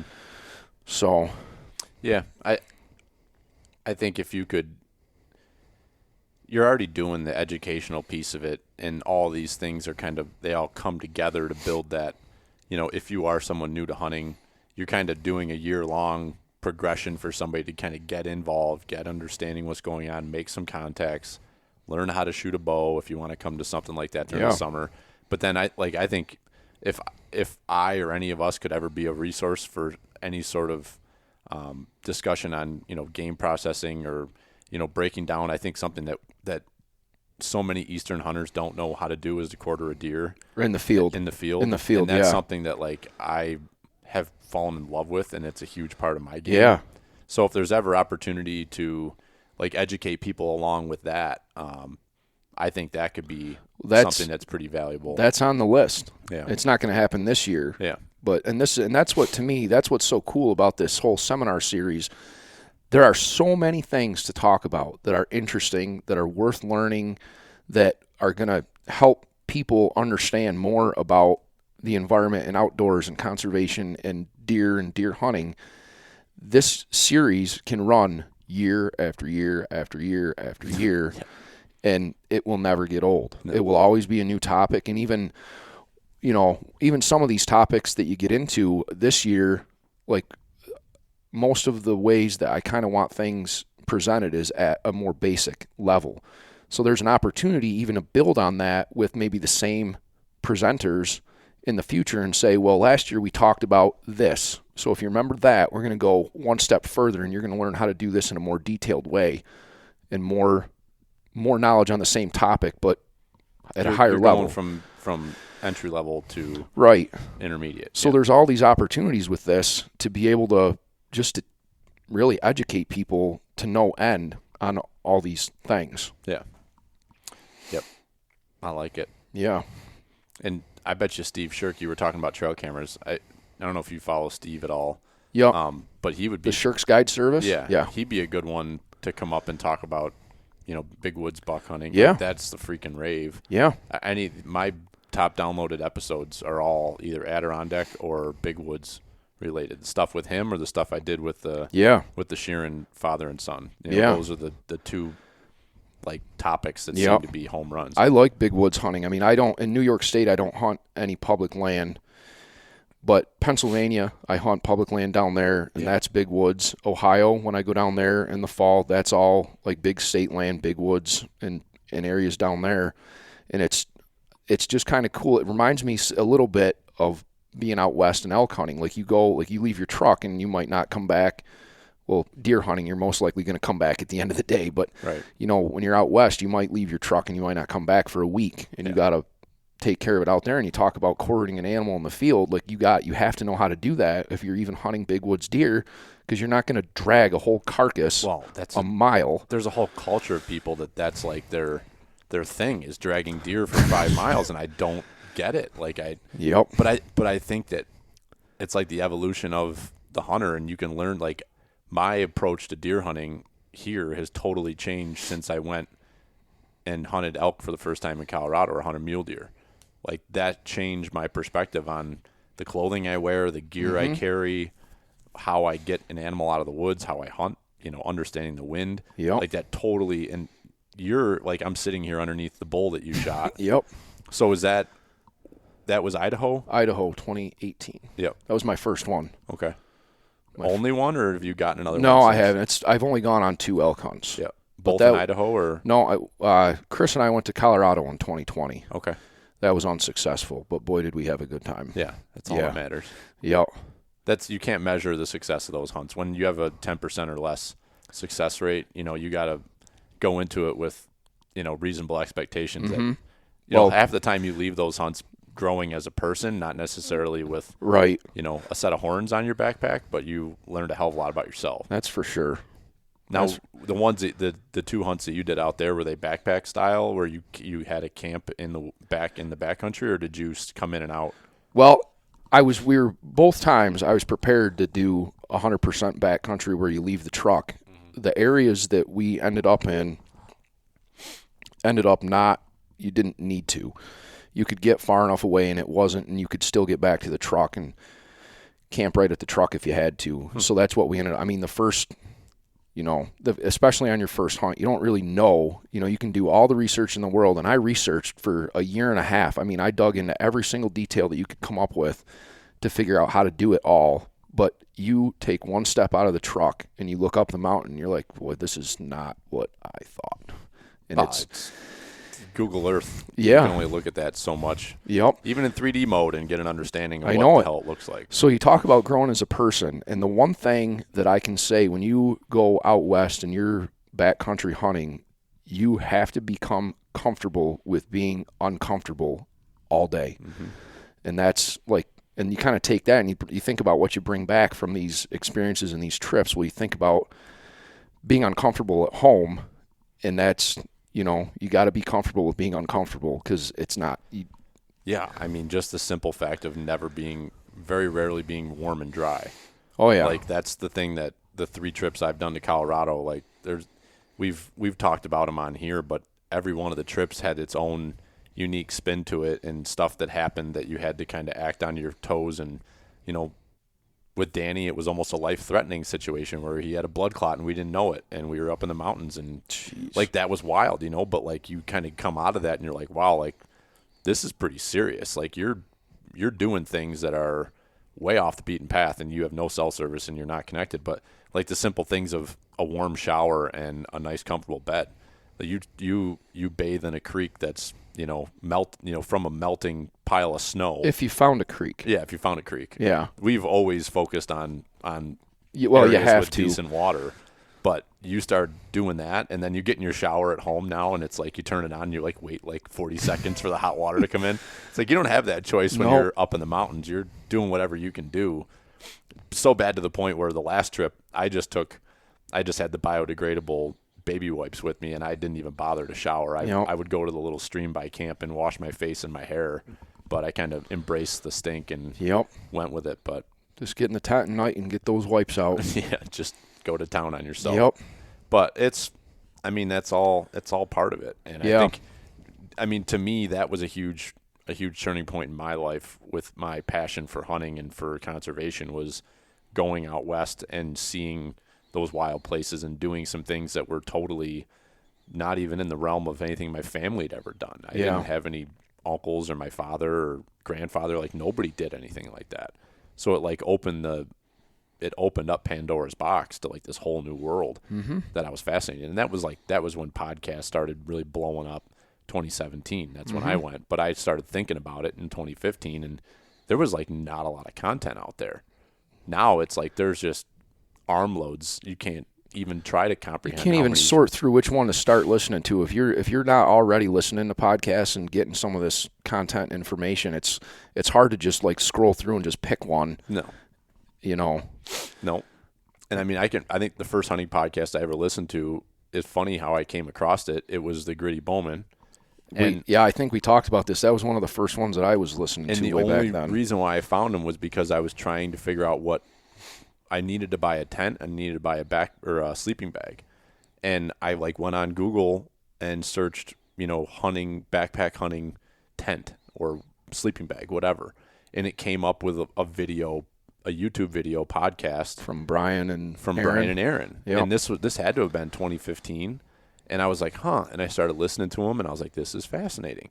And then I started following, and then it became a podcast you could listen to with just the audio version. Mm-hmm. So I started listening. And then, that's half the reason why I'm such a huge Kafaru fan. And Aaron Snyder is the amount of, they have helped me develop so much as a hunter by giving me hours and hours and hours of free information. Yep. That the least I can do is support Kafaru because they've helped me develop as a hunter and as a person doing all these different things, Yeah. So that's where, I feel a connection to these companies because, that's a cool part about the way things go is that you can, even if you don't know the owner or you don't know the people, these smaller companies like Kafaru, they're a big company, but they have a small feel to it. Yeah. And it's these same people that I've been listening to for 7 years now, they've made an impact, and I can send an email and get a response from that person. It's that's pretty freaking cool. Yeah. And you don't get that from Realtree or from, some of these lot massive of corporations. Yeah. That, that's what it is. And I think that's something that can be brought to, brought to these groups and brought to these people. Been to 2 outdoor shows here, the Syracuse show and then the Buffalo show. And I'll be honest with Shedfest, I'm a little bit behind where I was for signups compared to last year. Yeah. I don't think a lot of people to me, a Kafaru backpack is a huge haul. For somebody to win that, it's an $800 backpack. Right. You and I know that, but a lot of your normal deer hunters that just I don't want to call people cheap, but a lot of people don't take their gear as an investment, and they don't they see companies like Sitka or First Light or Kafaru or Stone Glacier or any of the real high end gear and camo companies, and they see, well, this jacket is $500. I'm not spending $500 on that jacket, and they don't understand the benefits. And it's not an investment to them. Yeah, they don't value it that way. Right. So you look at this pack that's part of your giveaway and the Shed Fest and everything. To me, that's awesome. To have a chance at winning an $800 pack just for signing up and adding a year onto my NDA membership, that's a huge. Yeah. That is. You're right. It's a huge haul. To win something like that, oh, it's outstanding. But yeah. What I don't, I'm not doing it for the volume of the numbers. Right. I'll get there, and I think. My guess is at our event on April 9th at Windy Brew, I was going to cut off the sign up until that day, or until at April 1st, but I'm just going to run it until 2:30 in the afternoon. We'll start the event at noon. People can sign up, and I want to do the drawing between 3 and 4. Yeah, and just whatever.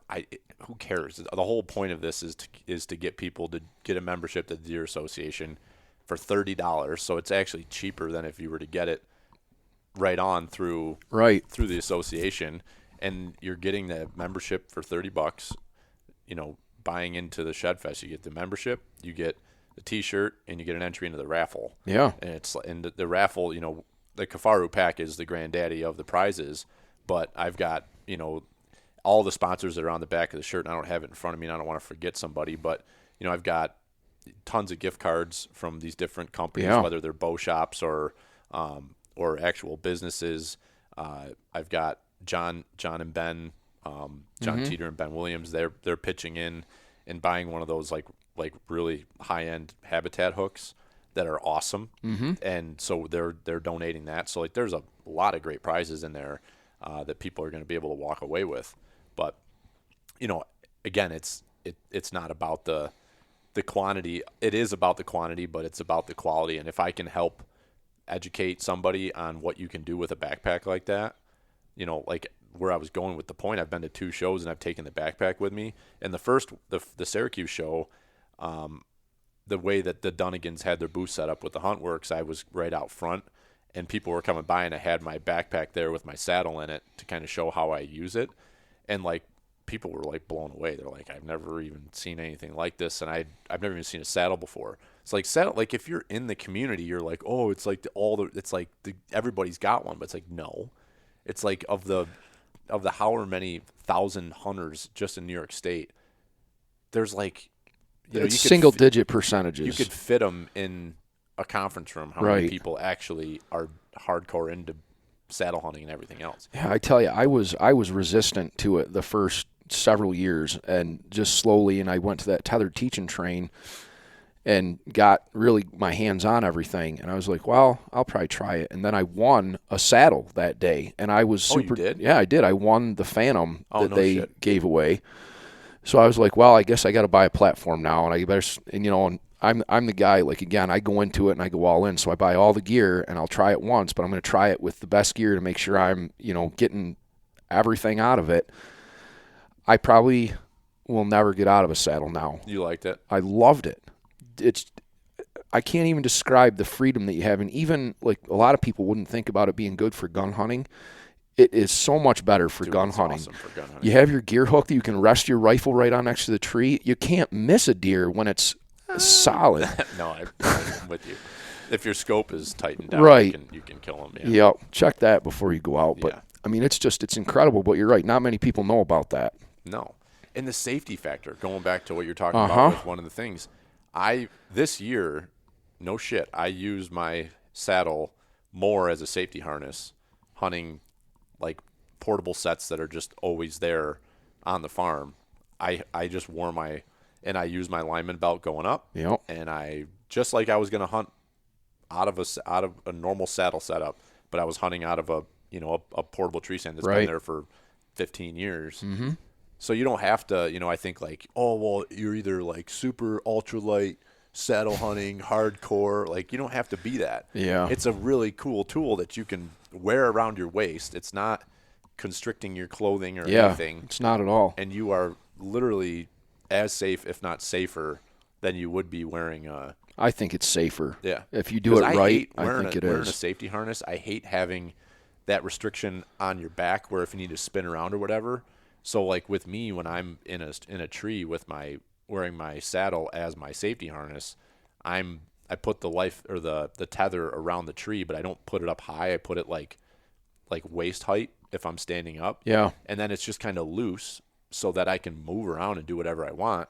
But then like you have the ability to adjust that. So if I've got a deer coming in a situation like you're talking with, it's so nice to have tension. Like that tension helps you so much with your aiming, whereas you're not like moving around, especially if the wind is blowing. But if you can put your tether where you want and you can anchor yourself with essentially three, you've got the tree with the line coming down to your bridge, which your bridge is your line on your belt. And then you got your 2 feet, like you kind of have 3 points of contact, but you can even drive your knees into the tree. And then next thing you know, like you are freaking locked in and rock solid. Yeah. So to your point, I mean, it makes you that much more confident. But talk about a versatile tool. It's like... Yeah, it's a tool. It's another tool to use in the field when you're out there. Just like you're talking about this Kafaru backpack. You get a pack like that, and it's a tool that can help you accomplish your goal one way or another. Right. But people don't. I mean, that's the point. People don't understand that until you explain it to them. Yeah, like I go, and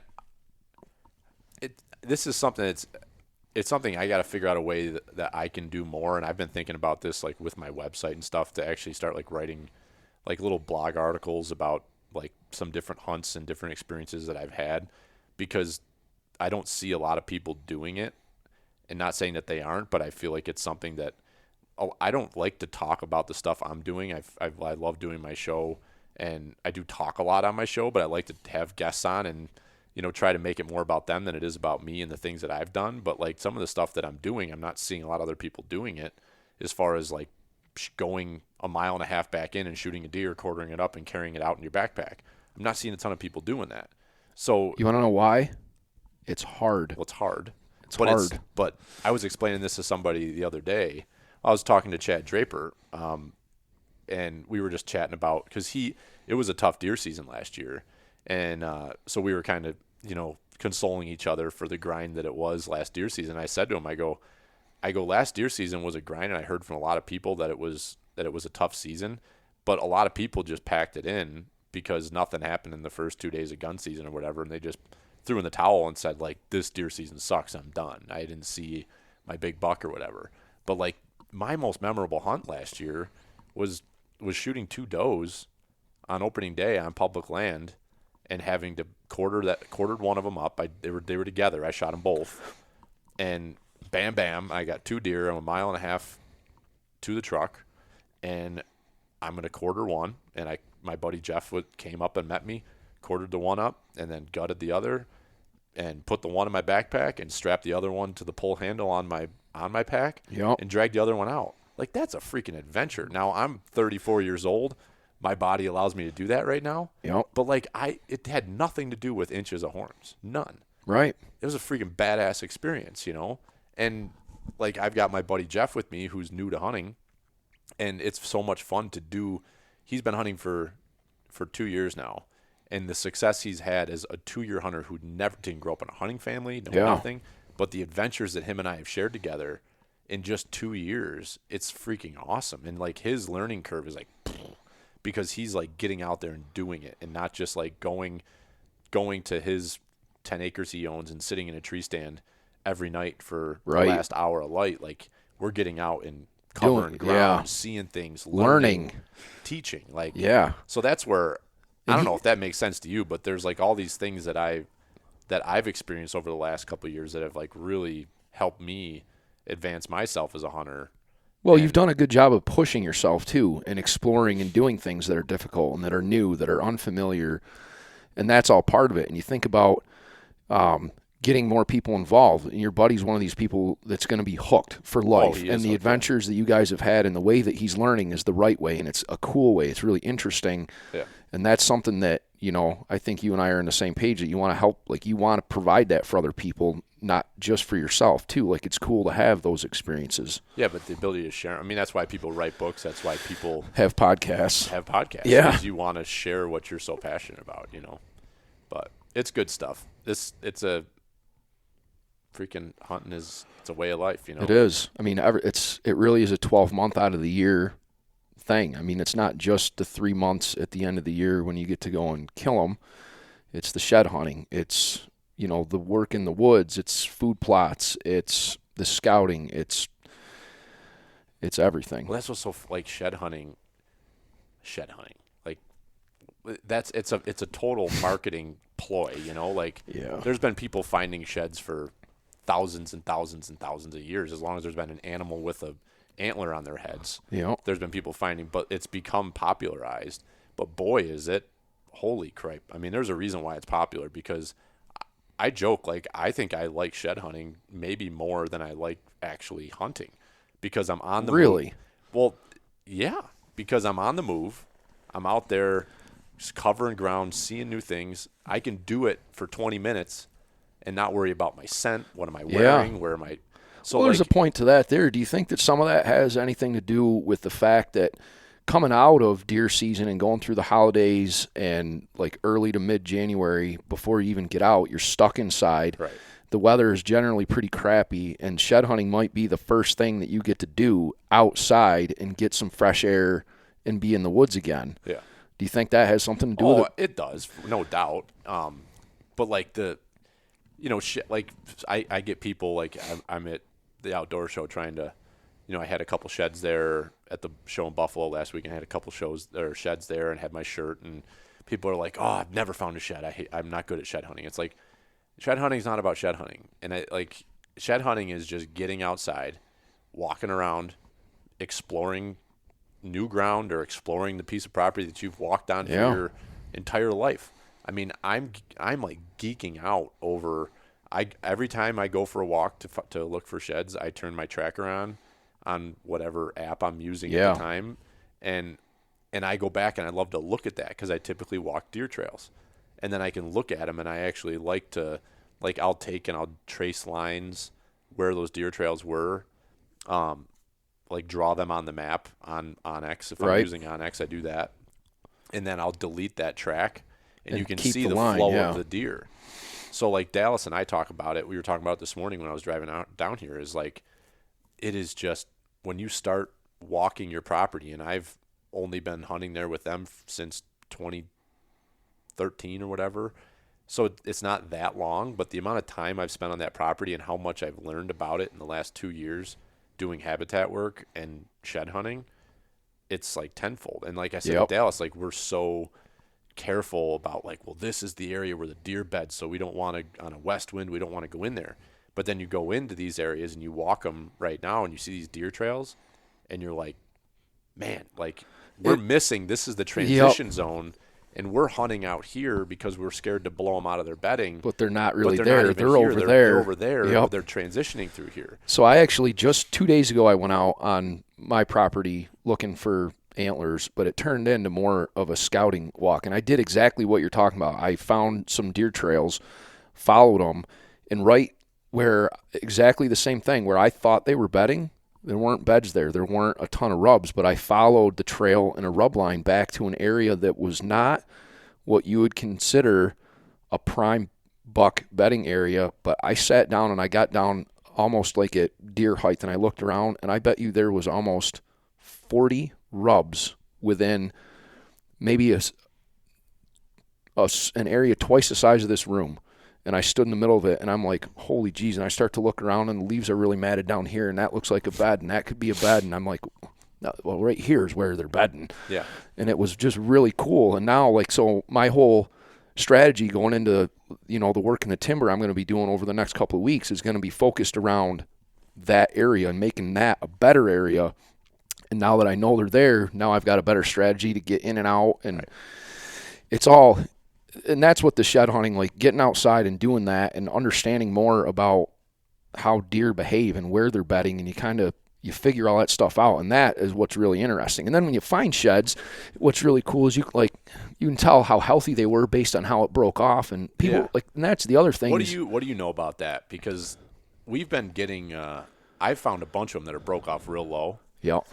And what is I know I've read some stuff on that, but what do you understand is that being a sign of? Well, as far as it being broke off low, I almost don't want to say, because the only things that I really know about it is if it's concave or convex.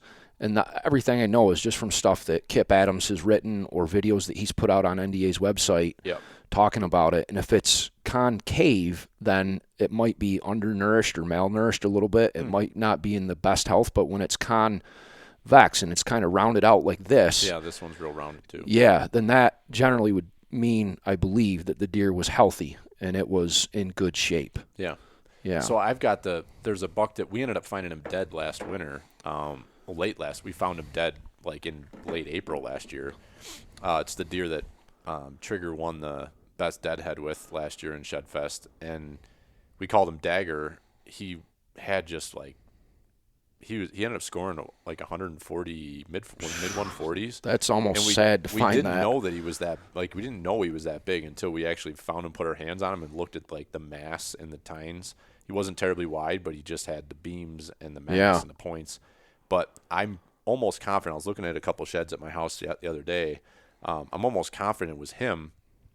But he was, because of the way that the brow tine was kind of bladed, and that side on that, his rack really blew up that that year, and we were thinking he was probably 4 when he died, or he would have been. Yeah, it was whatever. We'll just say he was 4 when he died. I'm thinking that the shed I had was a 3-year-old, and he that side was it broke. I mean, you've seen them before where like you've got like almost skull on the end of the shed, and I found a few like that, and I forget what they say that that could be a sign of an injury, but I just read something. I think it was in the NDA magazine, the most recent one we got, that it was a lot of times if they have, and maybe it was on a forum, it doesn't matter, but if they have that much of a piece come off, that's just an invite for bacteria and for infection. And a lot of times that makes sense. If that much bone and horn that much bone comes off with the horn, there's a good chance that they're going to get an abscess and they'll get sick and die. Yeah. But I just thought that was interesting, and I would be interested to hear from a biologist, what they think that means when they pop off that way, because there's got to be some correlation there. Yeah. Because you see it frequent. It's not like it's totally rare. Like a lot of times when you find them, they've got way more bone there than what they should. Right. When they come off that. So even talking about this, that's another topic that's on the list for the seminars. Yeah. Yeah, and understanding what it means when they drop their sheds. Because it's wild, so many of the deer that we're following with our cameras on our property, they all dropped, especially in that cold snap there in late January, early February, like everything dropped. But then you go, it's no different weather, but you go over, hour away over in Lakeville where my brother lives, and he's got a farm that he's got access to, and he was getting pictures of bucks with horns last week, like good size bucks. That's insane. Yeah, like still hitting the licking branch that's right underneath his tree. He's got a camera that's like up high, and it's actually in the tree that his tree stands in, pointed at the licking branch, and he's still getting pictures of deer with horns. Wow. So that is, if you are really, but why? Right. Why? Well, there's a million different ideas. We tons of people every year shoot deer in December that either are bucks and you grab onto them when their horns pop off. Yeah, well, this guy right here, this was my number 1 buck that I'm after on the property that Ben Williams came and helped me with. Mm-hmm. He dropped his left side between December 3rd and December 7th. And then he held on to this one for who knows how long. I can't find the left side. I think it's on the neighbor's property. I mean, you talk about putting your tracker on. I've shed hunted that property 4 times, and I have scoured it. I've put probably 12 to 13 miles on this about 80 acres or so over there. Cannot find it. And you would think you'd be able to find that if you're covering ground that thoroughly. Like, that's a nice looking. Yeah, you pull my Onyx up, you can't see the property because it's lines, just zigzags across the fields. I mean, I go to places that I'm like, well, the deer probably aren't there, but I'm going to look. Yeah. Because I want to find the other side so damn bad. Isn't it funny how you just get like this burning freaking desire? Yeah. Like I found that the first shed I found this year was like right around Valentine. It was on Valentine's Day, and I was cutting wood, and I was looking for the next tree to drop, and I wasn't paying attention to the ground, and at that point we had like 3 feet of snow, and I just like happened to like put my saw down, and like right there's tines sticking out of the snow. I'm like, holy shit, and we don't have pictures of that deer, no idea. I've been looking for the match. It's driving me nuts. Yeah, I can't find it. So like you said, it could be no different in that situation. That deer could, for whatever reason, have come over to our property for a day and dropped that horn, and now he's back wherever who the hell knows? Yep. He could, in the way it is in these areas, it's like, our piece of property isn't so big that they don't share. There's a property line that goes through a swamp. They could just be living on the other side of the swamp, and I never would know, But it's addicting. Yeah, Dude, it is. It's like, so I look at somebody like my dad who's completely addicted to deer hunting as well, but like in his career, like he's like fully committed himself to his career, and he just doesn't have the time. So like I'm interested to see what he turns into, because I think he'll like absolutely fall. He's never done any of this. He's never shed hunted. He never hunted out west on any adventure stuff. He loves it, but he's just never done it because he's never had the time to. So, but he loves. He's bonkers about hunting. Oh yeah. See, like my dad got me into hunting when I was a kid, but it wasn't like he was never a bow hunter, and he like you talk about the older generation. A lot of it was it's brown, it's down, which isn't generally the way that we think about it now. And my brother has always hunted, but neither one of them are passionate about it. I mean, my brother could probably take it or leave it, and he does it probably because I'm so passionate about it, and I kind of urge him to get out, and I might call him and say, well, I can't hunt today, but it's a really good day. You ought to go jump up in that stand on that corner of the field or something. Yeah. And usually he won't, but I do wish sometimes that they were as passionate about it as me, so we could have something else to bond over and share time and tell stories. I mean, we do that a little bit, but it's just not, my dad, he can listen to me for a couple of minutes, and he's interested that I want to put so much time and money into the property, but like he just kind of like nods his head and walks away, and it's like, all right, I've heard enough. Yeah. Oh, it's an obsession in our family, and all the way. I'm fortunate because my dad has got 3 brothers, so there's 4 of them, and they're all of us are they're all completely addicted. Their kids are addicted. My cousin Joe and Dave, my Uncle Chris's boys, they're both addicted. Like, so we get together. I mean, we've got a huge crew. Everybody, everybody's into it, and it comes this time of year, and getting into summer, life is crazy. You're going 10 miles an hour everywhere, 100 miles an hour, whatever. You're speeding. Yeah, 10 is slow. Yeah, 10 is slow. I wish it was 10 miles an hour. But as soon as mid-September comes around and pictures start flowing and it's like Jimmy and Dad and I, it's like nonstop talking and texting every day. And it's the same way with Dallas and Brian and I and Bob hunting the property together. Like, that's what brings us together. Yeah. Is that, that 3 months out of the year when that's all we can think about. Yeah. I mean, I have it like Chris, my cousin Chris, he's the vice president of our group, and he's around all the time. He was here having beers with me last night. I have that with him, and we constantly talk about hunting, and we went to Colorado together, and he came to Ohio with me and our other cousin last fall, and it's that way with him, and I so at least I have somebody that I can do that with and share all that with. But it would be nice if I had more from my brother and my dad. It would just be a cool thing. Yeah.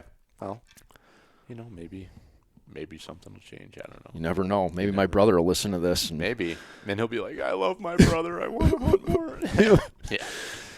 Yeah. Well, you got anything else you want to dig into? Oh, unless you want to be here all day. No. It's too nice out. It is nice out.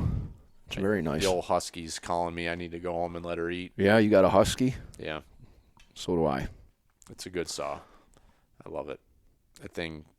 I got a husky saw, Husqvarna saw, and then I've got my helmet's of steel and my chaps are steel. Your assless chaps. So it really throws people for a loop because you're not supposed to cross brand like that, but I don't care. Don't matter. I'm turning into I'm trying to be a cross brander.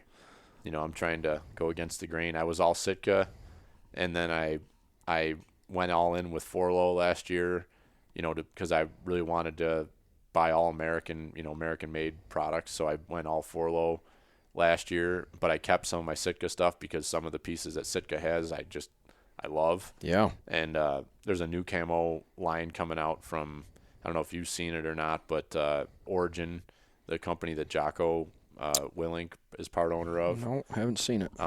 So we talked about Cam Haynes earlier. So Cam Haynes' contract ran up with Under Armour, and he whatever happened there as far as he didn't want to renew or they didn't want to renew, whatever, but he's linked up now with Jocko in this Origin, which is 100% made in America, and they're big in foot. They make boots and like work boots and casual, like nice looking boots and jeans and shirt, like clothing is what they make, but they're getting into hunting now. So they've got a pretty badass, like their camo pattern. So Jocko's a retired Navy SEAL, so they went with like the tiger stripe, like old Vietnam, like the green and black and dark brown. Yeah. Tiger stripe. Yeah, it looks freaking badass. I'll have to look it up. So I went all in with Forlow last year, and I'm gonna hold on to most of that stuff because I wore those pants. I started wearing them early September in Colorado, and I wore them all deer season.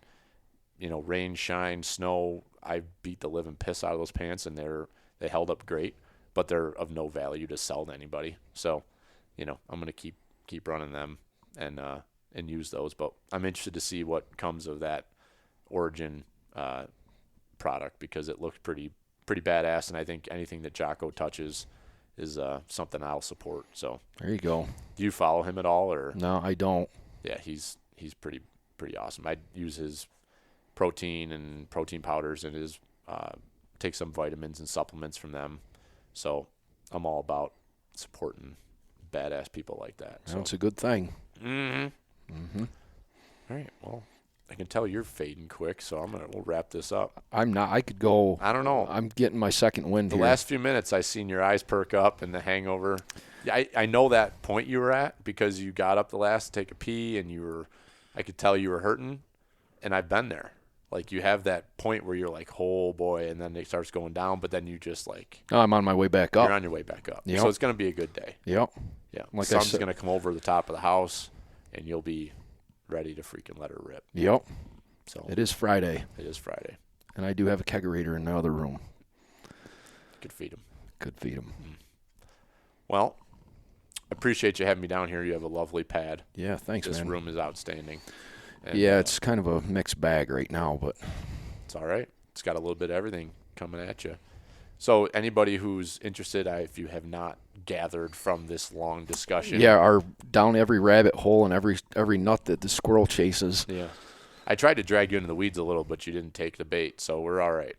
One of these days I'm going to get somebody on that I can just really get in the down and dirty and have some off-the-rails conversation with. But Well, you're a professional man and I could be president that- of an organization. I can be that too. We've had those conversations. Yeah, just not in on private. here. That's and I say I want to have those chats, but then I'm like I get sissy too sometimes when you start bringing those topics up. It's like like beating around the bush, but Yeah. yeah, some things are meant to not be said in public, and but whatever. Someday we'll dredge up some of Slick Willie's ideas. Yeah. But yeah, anybody who's interested, I would say check out you guys have social media pages, the Upper Genesee. Upper Genesee River NDA on both Facebook and Instagram. Yep, check those out, and they post up the dates of some of their events they got going on, Yeah. and would love to see everybody attending, if you can attend the events on the Well, the next seminar is April Informational seminars, 28th, and then the big archery and raffle party is May 21st. Yep.